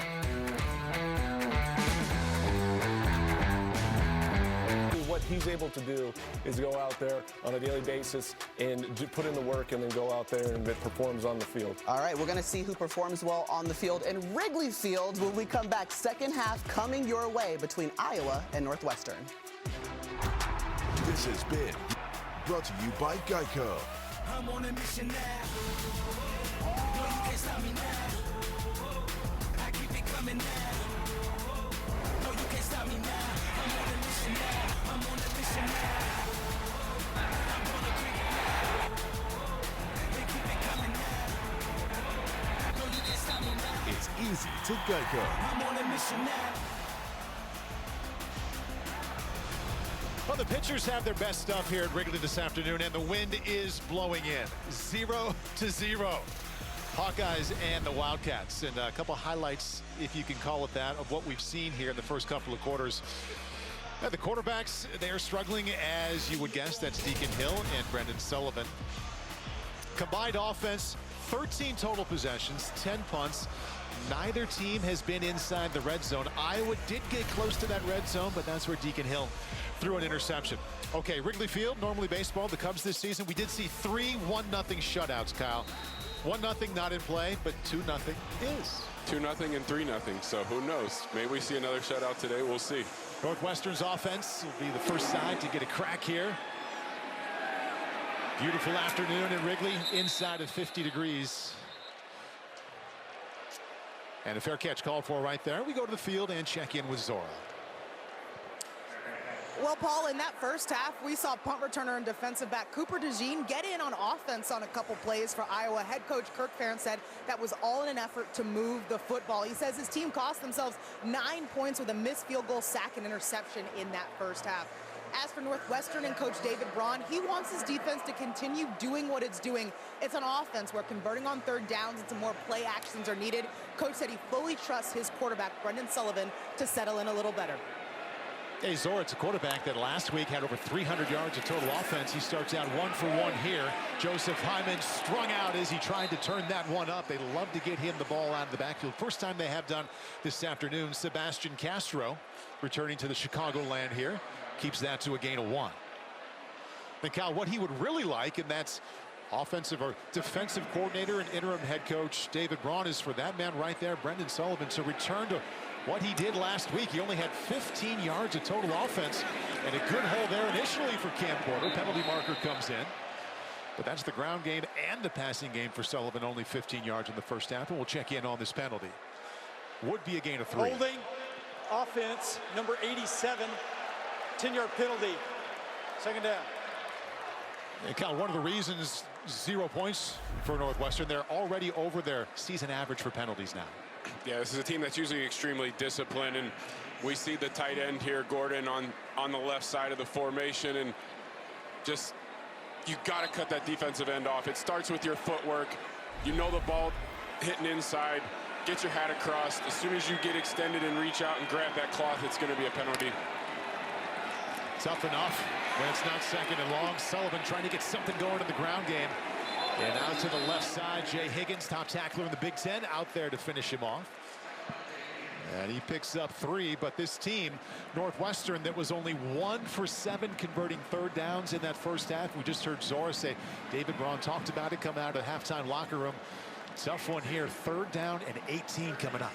When you saw it there on that 1st and 10 play, getting the ball to Joe Hyman, trying to make something positive happen. Then we have the penalty, and now it's 3rd and 18, not where you want to be to try to convert it first 3rd down in the second half. And they thought they'd get just a little back, and they got a yard back, maybe 2. So they didn't turn it over with their first possession there the second half, Kyle, but that's about the best thing you can say about what Northwestern did on offense. Negative yards, and here comes the punt team once again. Logan Lee made that stop for Iowa. Well, Brendan Sullivan said, we're okay with 3 and outs. You're going to have 3 and outs against this defense. I don't think those are the type of 3 and outs that they'll be okay with. You shoot yourself in the foot with the penalty there, and you really set yourself back with the 3rd and long. They're just not going to get against this Iowa defense. Blocked! Punt is blocked! Right off the foot of Hunter Runner. Special teams coming up with a big play for the Hawkeyes. And that's exactly what this Iowa team needed. A turnover, a big play on special teams, a big block punt there to give them the best field position they've had of the day. So used to seeing the defense and the special teams coming through for Iowa, and we waited for Cooper DeJean to have a chance to return. Good news for Kirk Ferentz. He doesn't get the chance there. The ball might have been punted into the back of one of the Wildcats. Oh, getting a hand on it, that was an Iowa Hawkeye. Yeah, Thompson's able to just get his big old paw over the wall there and block it. Ontario Thompson, left hand on it. 1st down and 10, Hawkeyes on the 25 of Northwestern. Looking for the first points of this game. LeSean Williams, play action. Hill, first completion of the second half, just across the 20-yard line. Addison Ostrenga, the tight end. Yeah, and there's that bootleg from the first half that we saw that Deacon Hill's so comfortable with. It's able to get him out of the pocket. Scott Ostrenga wide open. That's an easy pitch and catch for a big 7-yard gain on 1st down. Kirk Ferentz said to us during the week, if you would have polled the Iowa coaches in early August, who are your best 3 players on offense? Cade McNamara, Luke Lachey, Eric all 3 out. They still lean on those tight ends and the running game. LeSean Williams. Oh, powerful finish there. Not a lot there initially, but it looks like he got just enough for a 1st down. He's right at the sticks, and that is an Iowa 1st down. Deepest penetration they've had. First time they've been inside the red zone. 1st down and 10 coming up on the 15-yard line.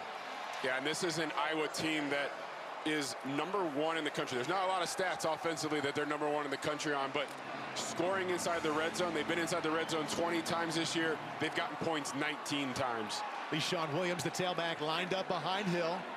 7 for 11, 32 yards. Modest numbers so far for the big quarterback.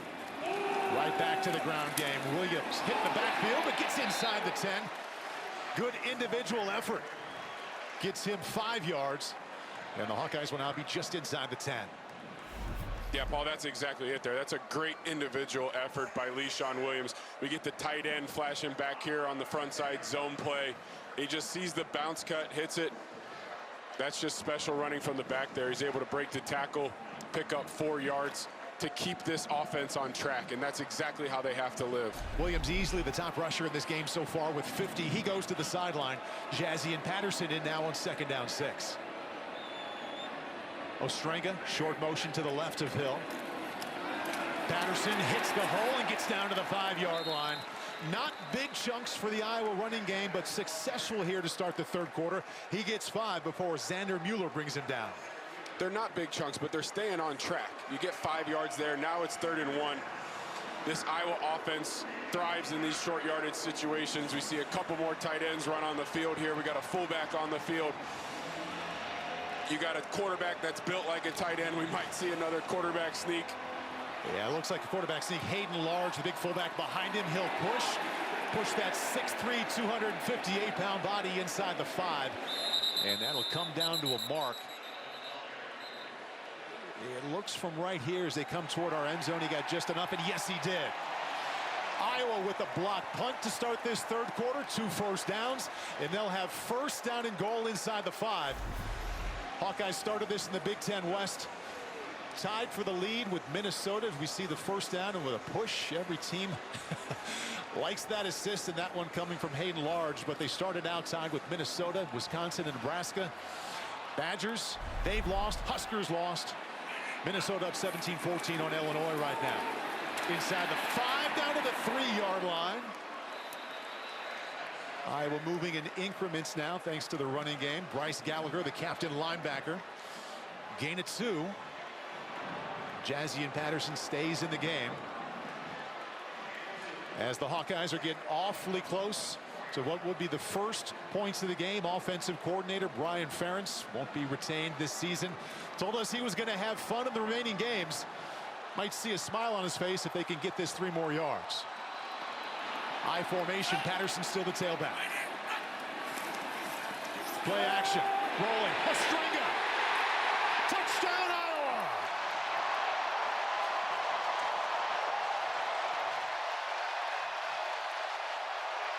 I was waiting for Brian Ferentz to dial it up. It's downhill run, downhill run, downhill run. All of a sudden he pops the bootleg. Addison Ostringa sneaks out from the front side of the formation. He's on the line of scrimmage. This is incredible. Oftentimes you see the guy that's hiding back across the play lines up off the ball, and it tends to be a giveaway for the defense. He lines up on the line of scrimmage, pulls around almost as if he's a left tackle, a left guard. There's no one over there. Drew Stevens, 7-0 Hawkeyes. Complimentary football for Kirk Ferentz. The special teams, knowing that the offense needed a spark, they come up with a block punt deep inside of Northwestern territory. The run is working. That means the play action does as well. Addison Ostringa, first touchdown at Wrigley. Hawks lead by 7. Later tonight, Big Ten Saturday night, presented by Discover, heads to the Big House. Number 3 Michigan playing host to Purdue. Our coverage begins at 7 o'clock Eastern on NBC and Peacock. So they await kickoff there in Ann Arbor. We have just started the second half here at Wrigley, Iowa and Northwestern, and we have just seen the very first touchdown. Deacon Hill, Addison Ostringa after a block punt. And this kickoff goes out the back of the end zone. And Northwestern now, for the first time, will see the offense, see if they can come from behind. Yeah, and we've seen it all game long. Deacon Hill getting out of the pocket. Iowa talks about it all the time. They want to run the football, want to run the football. We got to establish the run game. And once you establish that run game, even if it's just a little bit, these are the type of plays that it sets up. They're easy pitch and catches for the quarterback. You got guys running wide open. They might not be big, explosive plays downfield, but these are the type of plays that you have to make to stay on schedule, to not force Deacon Hill into tough situations. Just saw there the Hawkeyes' first touchdown since the second quarter of the last game against Minnesota. Now outside the pocket, Sullivan still looking. Defensive coordinator for Iowa, Phil Parker, said he's got a knack for escaping the rush and keeping his eyes downfield. Didn't get much there. Only 2 yards. Well, that's something that we heard a lot yesterday in meetings. Brendan Sullivan talked about, I know I can trust my legs, but I don't want to take off too soon. I think we might start seeing him take off a little bit sooner here. Guys just really aren't getting that open. Operating with some pace here now, Kyle. Cam Porter, the tailback. Here comes a blitz. Castro almost got home. Good job by Sullivan standing in. Little pitch and catch to the 35-yard line. He finds Cam Johnson for the Wildcat first down. Gain of 11. Yeah, and that's a great job there. I mean, he doesn't see him at all. We got Castro coming right here from this backside. He's looking down the right field. Gets the ball out just in time. First down. We'll see if they can turn that into a little something now. Cam Porter cuts it back outside, then turns it up to the 40-yard line. Y.A. Black there with the stop after a gain of 4. Thought the Iowa offense and coordinator Brian Ferentz did a nice job of helping Deacon Hill, who struggled from the pocket in that first half. You get a quarterback outside the pocket. I don't want to say it's easy, but it's easier than making reads from inside. Brendan Sullivan also struggling. He's only 6 out of 10 for 26 yards. Very good athlete, too. We'll see if they move him around here to help him, too. Second down 6, long play action. There he is on the move. And a little slide there at the end, but that's the second first down of this drive here for Northwestern. And that's exactly what you want to see from Sullivan. I just mentioned, he talked about he knows he trusts his legs, but he wants to be a quarterback first.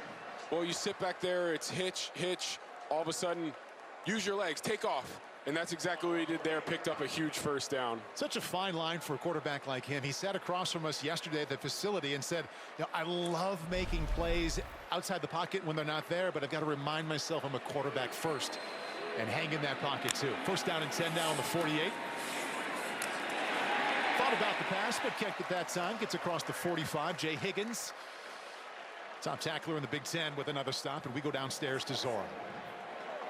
Well, receiver Bryce Kurtz said quarterback Brendan Sullivan brings a lot to this offense. Kurtz said not every quarterback can be accurate on a shot up the field and then be a threat in the run game too. He said those qualities help him as a receiver because even if the pocket collapses, there's still a possibility the ball is thrown downfield to him. Wide receivers so far, Zora, only with 4 total catches. Sullivan, quarterback draw, running it the entire way, now inside of Iowa territory. Approaches the 45-yard line. Safety Xavier Wampa, one-time high school player of the year in the state of Iowa. And Sullivan's been slow to get up each of these last couple of plays. He talked to us yesterday, and we asked him how he felt after the Iowa game last year. And he told us, he was like, it hurt. And that's how he described the game. It hurt. And you see it there. He just takes a hit right on the side. Not a lot of padding there, Paul. And it's Wampa there from the backside with a big hit, bringing up a 3rd down and 4. Wildcats converted 1 time on 3rd down in the first half. Nice pocket, low throw, and a good job going down to get that one. And yes, that was a catch. Cam Johnson. Brendan Sullivan told us yesterday he's gritty. We'll count that as a gritty catch on an inaccurate pass to keep the drive alive. Yeah, let's see if he hangs on to it here.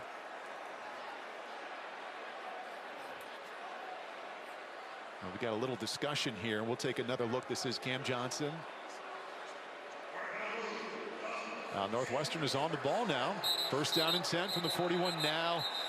Now they stop the clock, and they'll take a closer look at what we've been seeing here. The field was a completed catch. The play's under further review. Timeout on the field.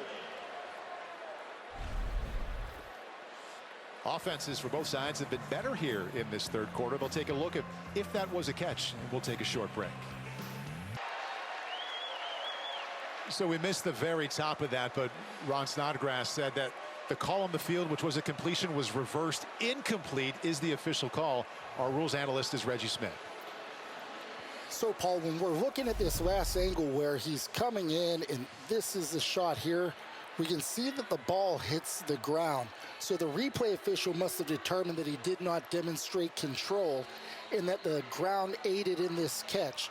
And, you know, to me, it doesn't appear that the ball moves a great deal, but I can understand why they did this. I don't believe there was enough to overturn.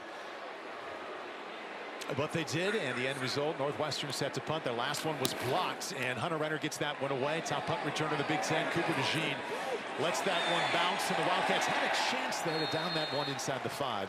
But it goes into the end zone. 46-yard punt with no return. A lot of implications for this game in the Big Ten West, and a lot of action so far atop the Big Ten West. We started the day with 4 teams, including Deacon Hill and the Hawkeyes, tied at 3-2. 2 have already lost. Nebraska lost today. Wisconsin lost today. Minnesota is the team that controls its own path. If they win out, they win the Big Ten West. But there you can see on the old school scoreboard here at Wrigley in center field, the Gophers right now losing 21-20 to the Illini. And so the Hawkeyes 7-0. A lot to play for Iowa here as they start their second drive here of the third quarter. Le'Shawn Williams has been efficient today. Good job keeping his feet, getting a little extra yardage there. Top runner in this game, started the drive with 56 yards and adds 7 to that total right there. And just keeping this offense on track. Le'Shawn Williams shows incredible patience there, staying in behind his offensive lineman, waiting for the crease, and then hitting it for 7 yards. And this is a situation where Iowa is most comfortable. Yeah, their offense hasn't been great today, but they have that 1 touchdown lead.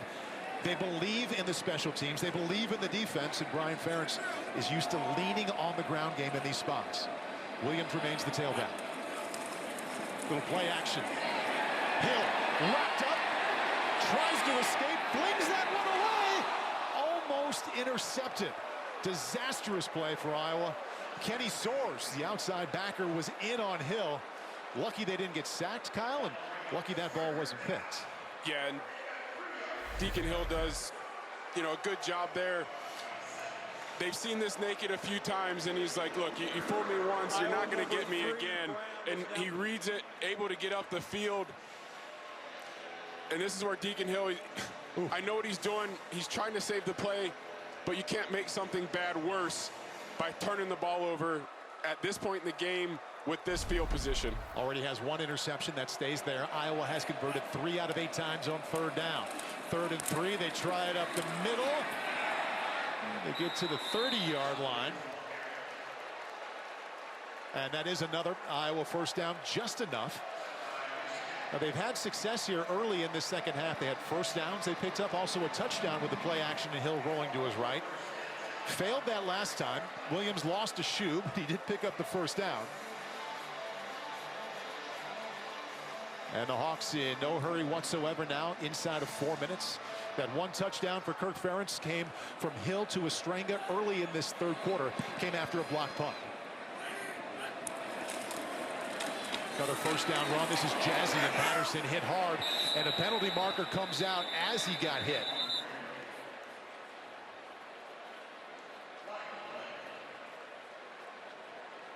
Holding, offense, number 76, 10-yard penalty, first down. And now we wonder if that knocks Iowa out of this formula with that 7-point lead, Kyle, of running and running. Now you're facing first down and 20. And Kirk Ferentz, we wonder what he might be writing down as well. Well, we've talked about it. This Iowa offense has to stay ahead of schedule. Anytime you have a penalty, especially a holding penalty like that, sets you back 10 yards.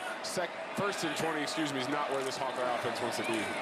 Jazzy Patterson has been the next running back for Iowa after Caleb Johnson here today. Nothing going up the middle. He got 1. And now inside of 3 minutes left here at Wrigley Field in the third quarter. Aiden Hubbard, Big Ten Player of the Week after 3 sacks last week against Maryland in a 6-point win. In on the stop there. And this is the theme we'll see now for Iowa as long as they remain out front, Kyle. And that's huddle up, take your time in that huddle. Play clock down to 15. Yeah, interesting to see what Brian Ferentz will decide to do here. Does he try to take a shot and get this to 3rd and manageable, or just hand it off and see what we can do? Well, there's your answer. The handoff and a little cutback by Williams. And Northwestern's front 7, specifically that defensive line, has been strong there most of the game. Iowa had it going for Brian Ferentz running early in this third quarter, and they got the short field after the block punt. Xander Mueller there for the stop. And now they'll face 3rd down and long. Yeah, and you almost expect Brian Ferentz to do the same thing. 3rd and long. Hand the ball off, cut your losses. Punts win. And you're almost setting up your punter here. Other side of it is maybe you take a shot downfield, you might get a DPI.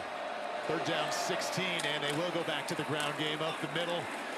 And there are the Wildcats again, so wrap them up. A host of Northwestern defenders led by the captain, Bryce Gallagher. playing against Iowa for the 5th time. Has 1 win in there. That was a gain of 4. So Iowa did move the chains once there for Brian Ferentz. They got some extra time off the clock. Inside of 1:30 now left in the 3rd quarter. And here comes the best punter in the Big Ten.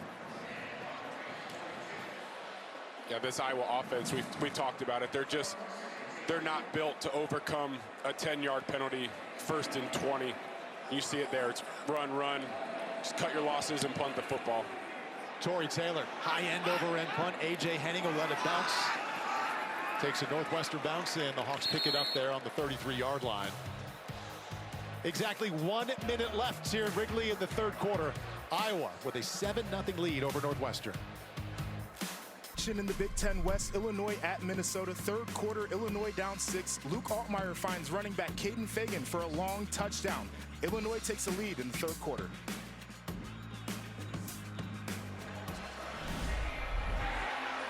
And that is big news, especially for the Hawkeye fans here at Wrigley, because Minnesota and Iowa right now, the 2 teams tied atop the Big Ten. Minnesota with a clear path if they win out to the Big Ten West title. But as we just saw right now, trailing to Illinois. Brendan Sullivan backpedaling, a little flick, and couldn't catch it. It's a forward pass. That is not a fumble, as the Hawkeyes would like for it to be, to bring up 2nd down 10. And Thomas Gordon, the tight end. Mike Majakey, an offensive coordinator, said his tight ends deserve more touches. He just got him one right there, and they couldn't come through. So Northwestern quarterback Brendan Sullivan told us yesterday when we talked to him, when you play against Iowa, you can't get thrown off by the 3-and-outs and the punts. They've had 5 3-and-outs already. They've punted the ball 8 times, and as you can see there right underneath David Braun, the interim head coach, they've yet to score. Quick completion there.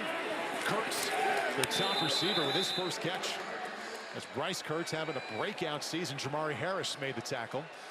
And they got a lot back there to make 3rd down manageable, awfully manageable with 9 yards. And Northwestern starting to see some success here with the quick passing game. You saw it a little bit on that last drive. We see it there to get to 3rd and 1. 3-step drop, get the ball out of your hand. Get right back on track, 3rd and 1. Tyus is 6'1", 225. Of course he gets the ball. Northwestern sideline excited. Absorbs contact. Gets 4 yards, and they won't need to snap it again here. Well, David Braun saw his team win last week 33-27 to start the month of November. 4-4 after they started the season at 1-2. Kirk Ferentz, after a bye week and a tough loss to Minnesota, has 1 quarter left here at the friendly confines. Big play in the 3rd quarter came from the Iowa special teams in the form of a blocked punt. And that would eventually lead to Deacon Hill finding Addison Ostrenga. We also had an extra point. Every point matters in the Big Ten West. They hit one out. Hawks lead by 7. 4 is 1, 2, 3 strikes, you're out at the old ball game. Let's get some runs, Wildcats. 2 grand slams will take care of this. Northwestern alum of PTI fame, Mike Wilbon. Great line at the end there, Kyle. Harry Carey would always say, let's get some runs. He didn't often say, let's get a couple of back-to-back grand slams to take care of this. A running play off to the left side for Northwestern to get it started here. And the Wildcats begin the 4th quarter down 7-0. Jack Lausch, a former commit to Notre Dame. He's a backup quarterback they use kind of in a Taysom Hill kind of situation. He might run, he might throw, he might catch a pass, and touches the ball there for the first time, and he comes back to the huddle as well. Well, just as Taysom Hill provides a spark for that New Orleans offense, we see Jack Lausch come in. Said he can do it all. He can run it, he can throw it, maybe catch a little bit. Just something to mix things up for this offense. Former Chicago Sun-Times High School Player of the Year here in Chicago. Good speed out to the left side. First 2 plays he's been in, back-to-back carries, picks up 2 yards. And it'll be 3rd down and 5. So Lausch jogs out. And Brendan Sullivan, who had over 300 yards of total offense last week in the win over Maryland, has been slow here today. Just 7 out of 13, 35 yards. He's also run it 10 times for 17. They could use a play here on 3rd down and 4. Well, they give it to Tyus. Good cutback in the backfield. And Anthony Tyus 2 times on this drive, and the Northwestern sideline loves it. 2 times he has kept the drive going on 3rd down. Sebastian Castro, you don't see this much, but missed a tackle. No, this is just a great effort by Anthony Tyus. He puts his foot in the ground. Like you said, you got Sebastian Castro one-on-one right there in the hole. Doesn't miss too many tackles, but I think that you got to give credit to Tyus there with the cut that he made. Well, that's a nice job getting outside of trouble there, and as he approached Xavier Walcott across the 40-yard line, goes for a slide. And Joe Evans was in there on him, no gain. Kyle, you mentioned it earlier as Brendan Sullivan, he continues to get up slowly. He told us yesterday, as you talked about, that after that game last year, didn't feel too good after. Well, he got sacked 7 times in a 20-point loss to Iowa. David Braun was not there. This is his first year on the sideline for the Wildcats. His side facing 2nd down 10 and a 7-0 deficit. Sullivan hands off. It's Tyus again. 6'1", 225, finishing forward out close to that 30-yard line. Gain of 8. And he has been the featured back here on this drive. Quinn Schulte eventually made the stop along with Harris. Yeah, the Northwestern offensive line did a great job. Iowa brings a run stunt, a cross dog, both inside linebackers, cross at the center. They just walled it off, and got to give Tyus credit. He's making really good cuts here, bouncing the ball out to the perimeter, getting efficient runs. A 3 out of 11 on 3rd down. This is 3rd and 2, and that's a hole up the middle to keep this drive going. Northwestern's running game, this time to Cam Porter, coming alive just enough here as the 3rd quarter turned into the 4th. Northwestern 1st and 10 and right back on the ball. This is the end zone where Iowa scored the only touchdown of the game in the 3rd quarter. Yeah, and a great hole there as Cam Porter just gets downhill. Operate with pace. Iowa's defense, though, ready. Jamari Harris, the cornerback, there to make the stop. So at the end of that 3rd quarter, so Iowa back-to-back games without giving up a touchdown on defense. They now have 11+ quarters without giving up a touchdown. Well, and this is an Iowa defense. You hear it all the time. Bend, but don't break. We'll see what happens here as this Northwestern offense is starting to gain some momentum in approaching the red zone. Best drive they've had all day. 11th play of the drive coming up. 4-man rush. Sullivan, back foot. Open man at the 20. And down to the 17-yard line is his back out of the backfield, Cam Porter. Sebastian Castro with the stop. We do have a penalty marker down. Down in the backfield. Holding offense, number 68, 10-yard penalty, 2nd down.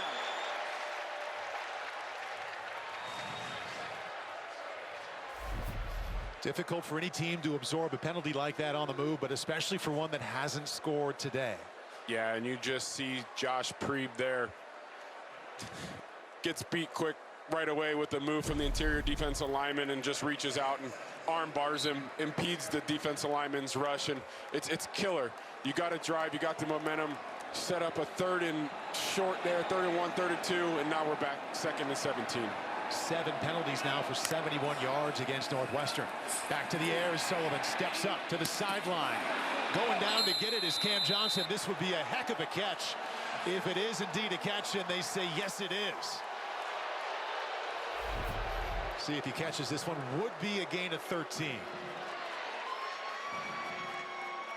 Gets the hands on it, pulls it in.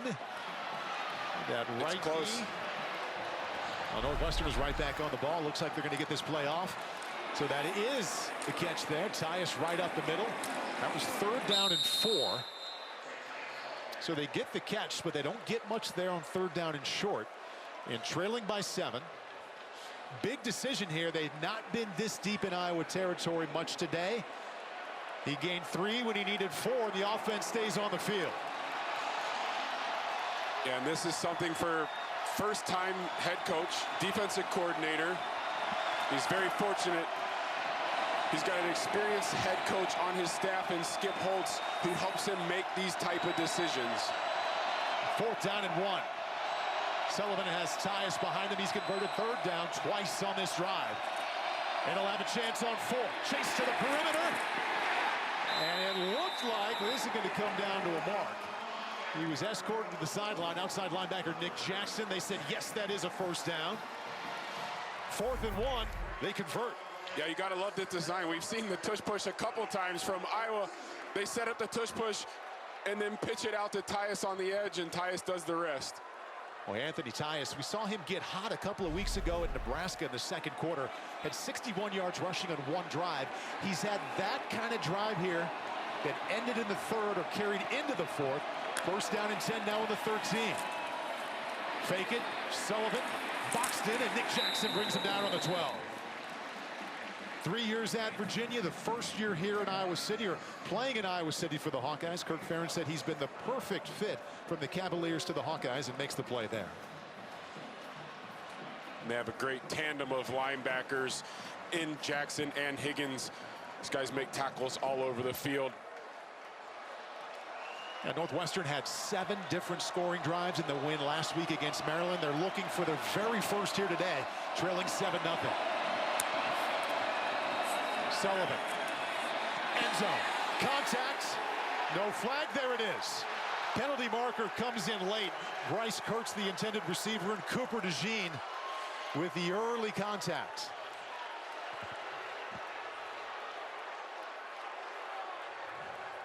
Pass interference. Defense, number 2 or 3, excuse me. Ball be placed at the 2-yard line, first down. And here's Kurtz on the outside on Cooper DeJean. Just runs a really good in-cut, explosive move at the top. Just make contact right there on the goal line. Easy call for the official, setting up the Northwestern Wildcats. First and goal on the 2-yard line. Now Northwestern's defense had a big-time goal line stand last week in the win against Maryland. Now Iowa's defense with a chance here. The Wildcats first and goal from the 2. Cam Porter, the tailback in the I formation. Porter into the middle, down to the 1, and that's it. Ethan Herkett, defensive end, the first one there. Now they're just barely inside that 1-yard line. Phil Parker's defense has not given up a touchdown in the last 11 quarters. And how about this? This will be the 16th play of this Northwestern drive. Talked about it all week. That's how you have to combat this Iowa defense. It's little play after little play, eventually get down the field. Porter still the tailback. Quarterback sneak. Initially didn't get there. Nick Jackson making sure that he still doesn't get there. Third and goal from inside the 1 coming up. So Iowa's defense halfway there. David Braun thought he got in. And we take a closer look, and they had a little extra surge. No touchdown call on the field. And Northwestern not huddling up here, 3rd and goal. Looks like they're fixing some of the sod down there in the infield. We were down there earlier. It was actually very good grass and turf. Sometimes when a baseball field gets converted to football, it's not quite so good, but this was high quality. They dug it up there on that quarterback sneak effort. Sullivan now facing 3rd down and goal, taking a long look to his sideline. Plenty of time, play clock only at 17. Phil Parker's defense has its work cut out for him here.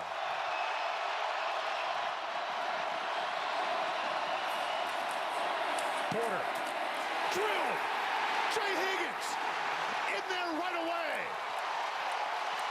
Number 1 tackler in the Big Ten, steps up, and it's now 4th and goal. Jay Higgins is just an absolute monster. Cam Porter's carrying that ball downhill. We could hear that hit up here in the booth. Just stuffs him right there on the goal line. This guy's a machine. I mean, he's making plays all over the field. None bigger than that one right there. Higgins 11 tackle on the day. He averages 12 in Big Ten play. 4th and goal. Iowa waiting. Quarterback sneak. Sullivan. No surge. Didn't get there. 4 shots from inside the 2, and Iowa's defense comes through.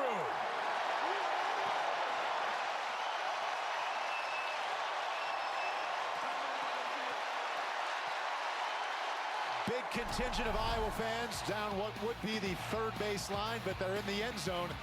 And the one that Northwestern failed to reach. 6:36 left at Wrigley. Iowa maintains a 7-point lead.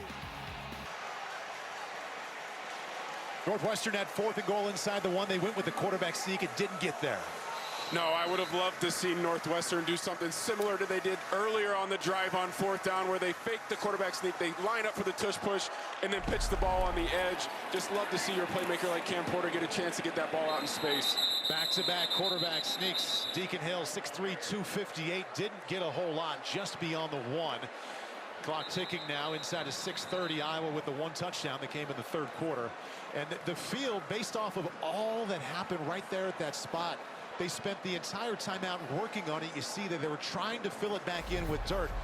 But it is a soft, torn-up mess, and this is what happened during the break. And trying to make it a little more playable, and they're right back on that spot now. And the linemen on both sides having a hard time getting their footing after all the trauma that spot of the field took there, with 4 shots inside the 2-yard line from that hash. Wow, look at how deep that is. My goodness. They'll continue to work.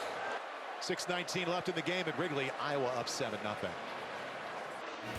Tomorrow, 2 of the best quarterbacks in the NFL face off as Josh Allen and the Bills head to Cincinnati to take on Joe Burrow and the Bengals. Our coverage begins at 7 o'clock Eastern with Football Night in America on NBC and Peacock. There's where they'll play tomorrow night. They're here at Wrigley here this afternoon. Early evening.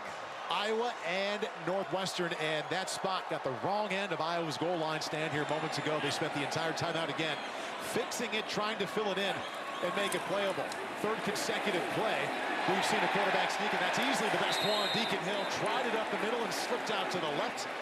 Picks up a couple of Hayden Large, the fullback / tight end, coming in there, and that comes up every single time. So at least with the ball in the middle of the field, they move away from that spot a little bit. Yeah, it looks like they're going to run out and officials timeout. Try to fix the turf one more time. Hopefully we're away from that spot for a while now. Wow, that just gets deeper and deeper every time out. They'll try and make that a little more playable. We'll take a short break here from Wrigley. The upcoming schedule is brought to you by Geico. Looking forward to later tonight at the Big House, Boilermakers and the Wolverines. And next Saturday, 1, 2, 3 games. Cal and I are looking forward to kicking that one off with Maryland and Nebraska. Got an issue here on the field. Iowa's defense just came up with a goal line stand as Northwestern had 4 chances inside the 2, didn't convert, and it's right down the 3rd base line is where this would be on the baseball field, and that spot continues to get dug up and go deeper and deeper. They've fixed it 4 times now. And this is 3rd down for the Hawkeyes. LeSean Williams, patience right away, a little burst out to the 8-yard line. Needed more than that on 3rd down, picked up 5, and we have an injured Hawkeye down on the 5-yard line.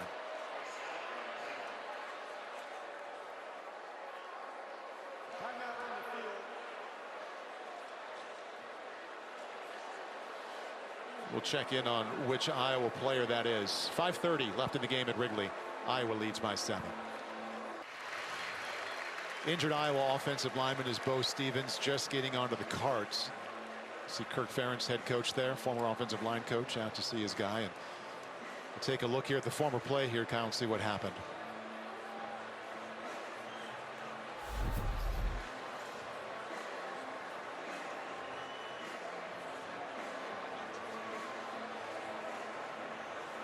It's just in the combo block there and gets twisted up a little bit in the traffic. Trying to work that double team block up to the linebacker. There's just down here in this backed up formation, there's a lot of bodies. Gets twisted up there and you hate to see that. You hate to see guys leave on the cart.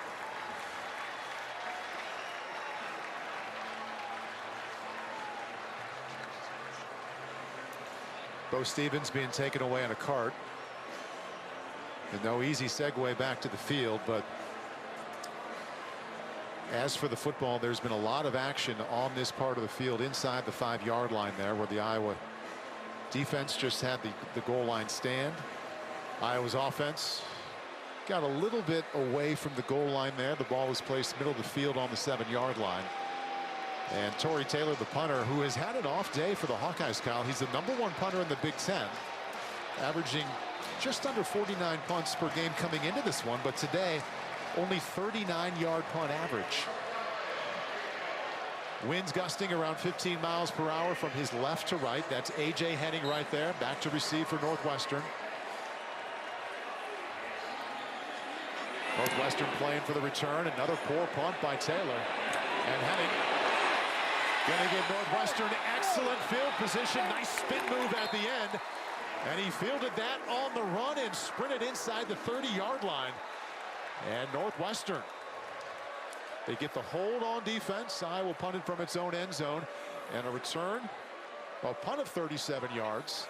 And A.J. Henning with a big return for the Wildcats. Yeah, not the best punt. A.J. Henning's able to catch that punt running forward. Already good field position. Makes an unbelievable spin move there on the sideline. And as we've mentioned, A.J. Henning is a guy that they're trying to get the ball to on offense. Just turns that punt return into a bubble screen. He's catching it, running downhill. Makes a great move, and here's Northwestern knocking on the door again. 22-yard return, first down and 10 on the 22-yard line of Iowa. Just like that, Northwestern right back in business. They start with the ground game, a little side shift across the 20-yard line for Tyus. Gains 4 yards. Meaningful day in the Big Ten West. We started this afternoon with 4 teams tied at the top. Now, Nebraska lost, Wisconsin lost. Both of those losses happened earlier today. Minnesota in the fourth quarter losing to Illinois by 1. So the Hawkeyes, if they can hang on to this lead, they'll keep a close eye on what the Gophers and Illini do. They'll have 3 games left after this one. A lot of business for the defense to tend to, and Ethan Hurkett steps up and gets it done. Deontay Craig, defensive end, there to make the stop.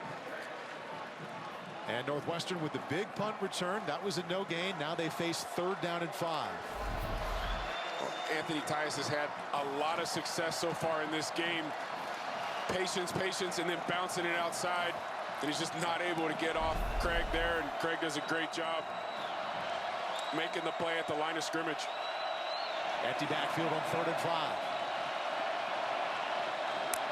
Sullivan only has 49 yards passing, double pumps. Eyes downfield.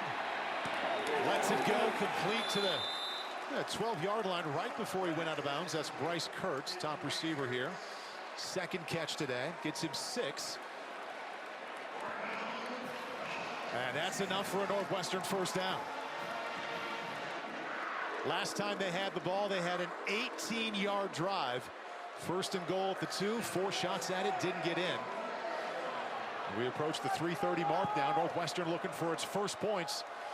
Iowa pitched a shutout in each of its last 2 games. They have another one going now that will be tested here in the final 3 minutes. Sullivan steps up. He can go inside the 10, inside the 5 as well. Joe Evans eventually made the stop, but Sullivan made it down to the 4 after a gain of 7. Once again, Sullivan does a great job deciding that I don't like what I see. Talks about it to us yesterday. If there might not be a play there, I'm going to make it with my legs. And that's what he does, get the ball down inside the 5-yard line. Sullivan went over 300 yards of total offense last week in the win against Maryland. 56-yard rushing, career best. Good job there. 2nd down 3. Northwestern does not have to score to get a first down. Just to the 1-yard line. Sullivan running to get it. And he was wrapped up before he got to the 5. That'll be a loss. Cooper DeJean, the quarterback, was the first one there. And Sullivan thrown for a loss there of a yard. Yeah, we'll see Cooper DeJean here on the top of the screen. He's the force element here. What that means is he's got contained. He does a great job there, taking on the right guard, shedding the block, making the tackle for a loss. Done that a lot more here this quarter here. That's Sullivan running. Needs to get to the 1-yard line for a new set of downs. 2 minutes left. Iowa up 7. Sullivan lets it go. End zone. Touchdown, Cam Johnson.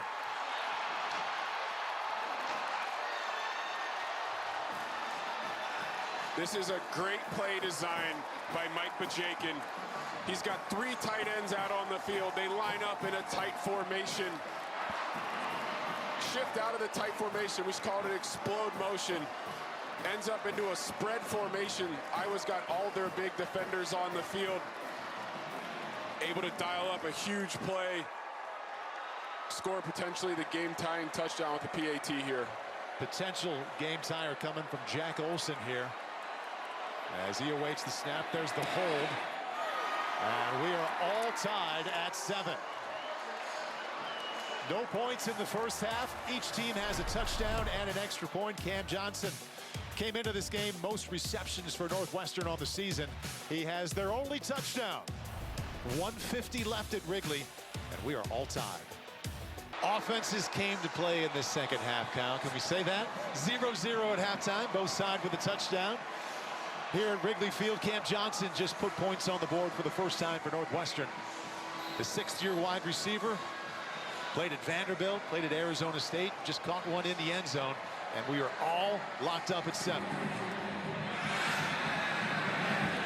And from the 20-yard line, Max White. Not much of a chance there. Big hit by the Wildcat special teams. Let's take a peek there at Sullivan to Johnson. I talked about the great design by Mike Bajeka. We got tight end, tight end, tight end. They're not lined up in a tight formation. They spread everything out. That allows Cam Johnson to just run the back line. All of the defenders are covering the tight ends. Cam Johnson, they told us yesterday, his best attribute is the contested catch. There he is making a big contested catch for the game-tying touchdown. And a good job of patience and accuracy from the pocket from Sullivan. Here comes Deacon Hill. Nico Ragaini finds a little lane back toward the middle. 6th-year senior, 11th career catch against the Wildcats. And that one gets 8 yards. Minnesota and Illinois, that one of special significance to Brian Ferentz and the Hawkeyes, because Minnesota has a slight edge on Iowa atop the Big Ten West. They just took the lead in the 4th quarter against Illinois. 1:21 left. LeSean Williams up the middle. And that's a first down. So strategy here for Iowa. 3 timeouts left. Drew Stevens, not a lot of wind out there. His career long is 53. Yeah, and you got your 3 timeouts, so you can still run the football. The clock is not an issue. Although we're letting the clock start to run down here a little bit, you might want to use one if you're going to run the football to give yourself a chance to stick to what they do best. We know they're not a big explosive offense. There's plenty of time. I'm just not sure, we're letting it tick off here as we're under a minute. They haven't used a timeout yet. Iowa needs about 25 yards here to get into his range. Nice pocket there for Hill. Throws his best pass of the day. Down inside the 40. Inside of Wildcat territory. And that's Caleb Brown, his first catch of the season for 23 yards. And you said it, that's Deacon Hill's maybe best throw of the season. Definitely his best throw today. He stands in the pocket, delivers a strike on the out route for an explosive gain and to stop the clock with the first down. Field goal from right here would be from 55 yards out. Stevens' career long 53. LeSean Williams wants to get as close as he can. 29, 28 seconds. And now the whistles blow. It stops at 27. Picked up 1 right there. Say there was a decision after that explosive play to make a first down. Do you want the downs or do you want the time? Well, you've got 3 timeouts. You can use one of your timeouts there. If you're trying to save timeouts, then you could clock the football.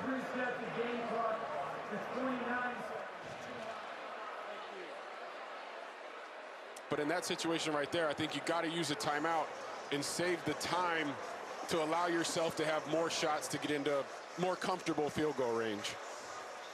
Thinking about a field goal for Drew Stevens, some numbers to consider. He's 0 for 1 today from 53 yards out. If they don't gain any more yards, an attempt would be from 55. If they can get some more yards, they are so much inside of his wheelhouse. He is 14 for 14 in his career from inside of 40 yards.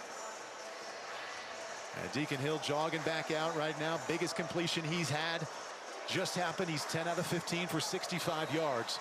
Got to think they're leaning on the ground game. He has had success in the play action, rolling to his right. And they do have 2 timeouts left. LeSean Williams, hesitation.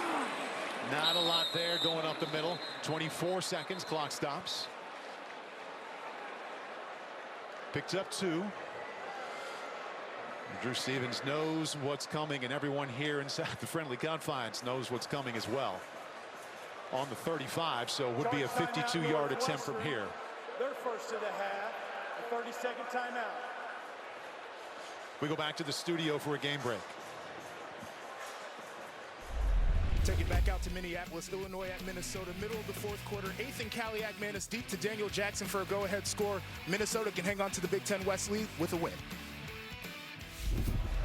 Well, that has been a back and forth game. There are only two teams tied atop the Big Ten West right now. We started the day with 4.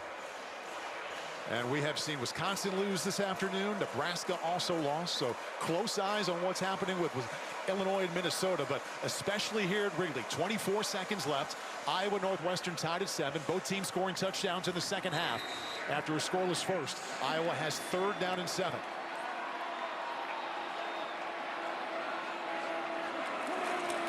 LeSean Williams. Again, Northwestern's defense stout right up the middle. Clock stops with 19 seconds left. Kenny Soares, the outside linebacker, was there first. And after that big pass play to Caleb Brown, Iowa's offense didn't get much more. 4th down coming up, ball in the 35.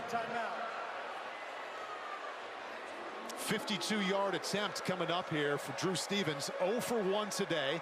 That miss came from 53 yards out. It was windier then, and he still had no issues at all with the distance. He clanked that one off the upright.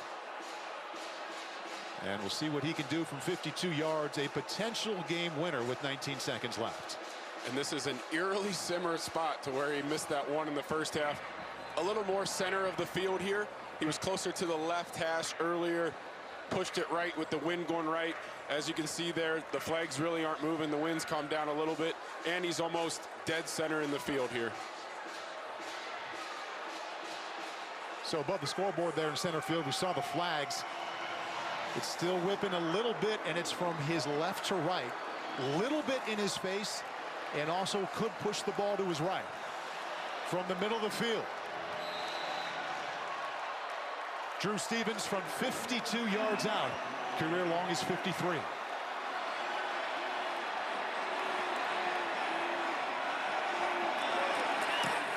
Stevens' attempt is up. And it is good. 14 seconds left. Iowa leads 10-7.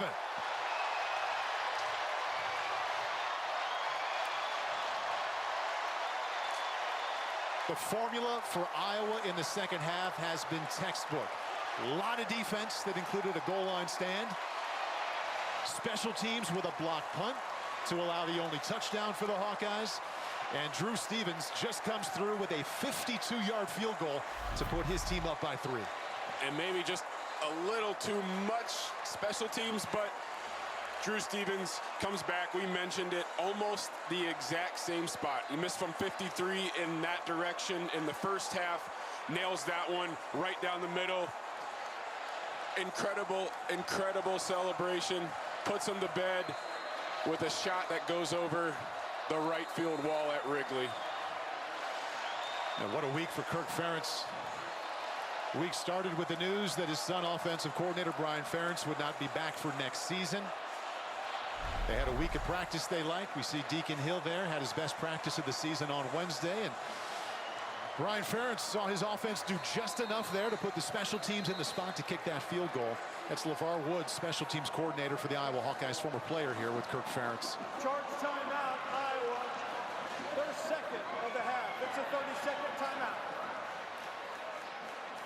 The Hawkeyes call timeout. They'll get on their sideline. Both teams on the same sideline today. A lot of talk about that coming into this game, but all the talk once the game started about how close this one has been. Interim head coach David Braun, his team coming off a big win against Maryland. Scoreless in the first half, and now they trail by 3, 14 seconds left. Yeah, with 14 seconds, see where the kick lands. You know, you can fair catch it, not waste any time. If it's not a kick that you can fair catch, you're trying to get north right away. Give this offense a chance. You know, it's something that you practice every week. These end-of-the-game plays, you know, we've seen them all the time. All of the laterals, the hook and lateral, the shuffle, all the different things that you can do with the football with just 14 seconds left. if that's all the time they have left after the kick. Akoko Azamo was a special team star last week against Maryland. Had a kickoff return of the second half of 61 yards. Oh, how his team could use that right now. 14 seconds left and down 3. And Stevens kicks it the other way, and they'll just let that one bounce in the end zone with 14 seconds left and see what they can do. Northwestern 1 timeout left. As for their kicker, Jack Olson was 4 for 4 last week. His career long 47 yards, and that also came last week, but a lot of work to do before then. Iowa defensively, looking at a couple of plays here. How aggressive, how conservative? Well, it fits exactly to what Iowa does defensively. They don't give up big plays. They make you dink and dunk down the field. Well, with 14 seconds left and 1 timeout, you can't do that. You have to push the ball downfield. And you can see here as this Iowa defense lines up, there's 3 DBs right across the 50-yard line, 30 yards deep. They're just going to keep everything in front of them, make Northwestern use that last timeout and make the tackle. Sullivan over the middle, strike. 8 seconds. Clock will stop momentarily. They're not going to use a timeout. That was Bryce Kurtz. So now Sullivan will kill the clock after a gain of 18 yards. 6 seconds left. That took 2 seconds to snap it and kill it. Say with 8 seconds, 2 seconds is a big deal. If you bang the timeout right there, you got 8 seconds. You planning on 1 play, or do you think you can get 2 here? Well, they still have their timeout, so you can get 2, but it needs to be something quick. And you got to get down. You can't run this down situation. You got to get down and call the timeout. Sullivan lets that one go to the sideline, throws it away. 1 second left, and that did not come off the clock. Thought it might, but it stayed stuck on 1. And now it'll all come down to this. Well, Paul, that's exactly what we're talking about there. You have to know the situation. If you're a receiver, as soon as you catch the ball, you got to get down. And Sullivan has to know, as the quarterback, he can't scramble around. So Iowa called its final timeout. They'll huddle around Phil Parker. And look at this. Both in the same sideline. 1 more play left, and they are 10 yards apart there. As they drop a plan for the final play here, the Iowa Hawkeyes and their fans making the trip east down I-80, about 4 hours here to Chicago from Iowa City. The friendly confines, and fans of both sides longed for offensive points in the first half. They went to the halftime locker room tied at 0. Iowa special teams comes up with a block punt to set Iowa up deep inside of Northwestern territory, and the 1 touchdown. Brendan Sullivan responded with a touchdown toss. Drew Stevens just put Iowa on top with a 52-yard field goal, and now we have 1 second left. Northwestern on its own 42-yard line. Yeah, and in this situation, you're probably just out of Hail Mary range, so it should be where we see a completion, and then the laterals begin. The general rule here is you don't want to be the one that gets tackled with the ball at the end of the game. Iowa has 3 DBs, 50 yards off the ball. Little flip there. It's complete to Henning. Jamari Harris ends it.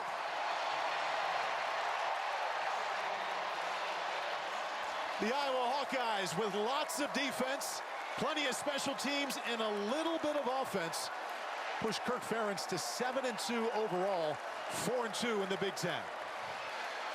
And what a poetic ending to that game there with Jamari Harris. Didn't even give the wide receiver the opportunity.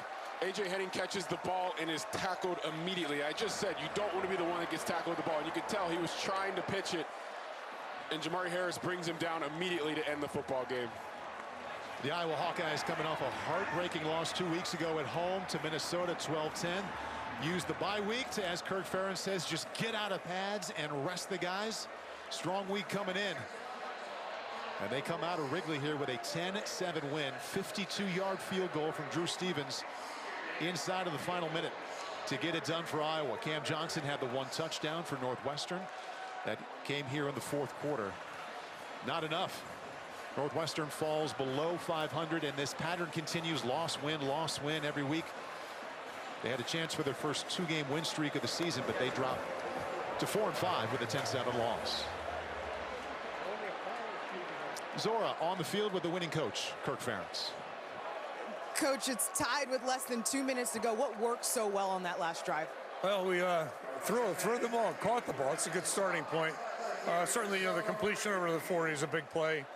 So just really proud of our guys hanging in there. Tough day today. Drew Stevens missed a field goal earlier in the game, a similar one, but then knocks it down when it matters most. How about his resolve? He missed two earlier in the season, very uncharacteristic of him. Came right back, and I think everybody had total faith and confidence in him. Unique logistics today playing in Wrigley Field. The substitution, signal calls, both teams were on the same sideline. What do you think of playing a football game inside a baseball stadium?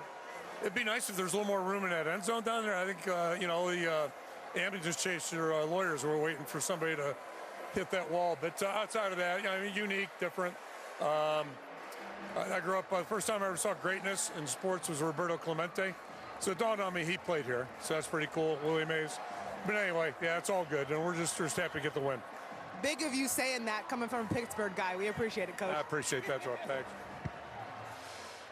Kirk Ferentz loves baseball, grew up in Pittsburgh. That's why he had the admiration for Roberto Clemente and the fact that he played here, the friendly confines. So in the end, an active day atop the Big Ten West. We started with 4 teams tied at the top.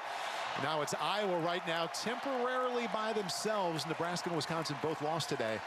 Minnesota inside a minute leads Illinois 26-21. Kyle, final thoughts on an interesting game here at Wrigley?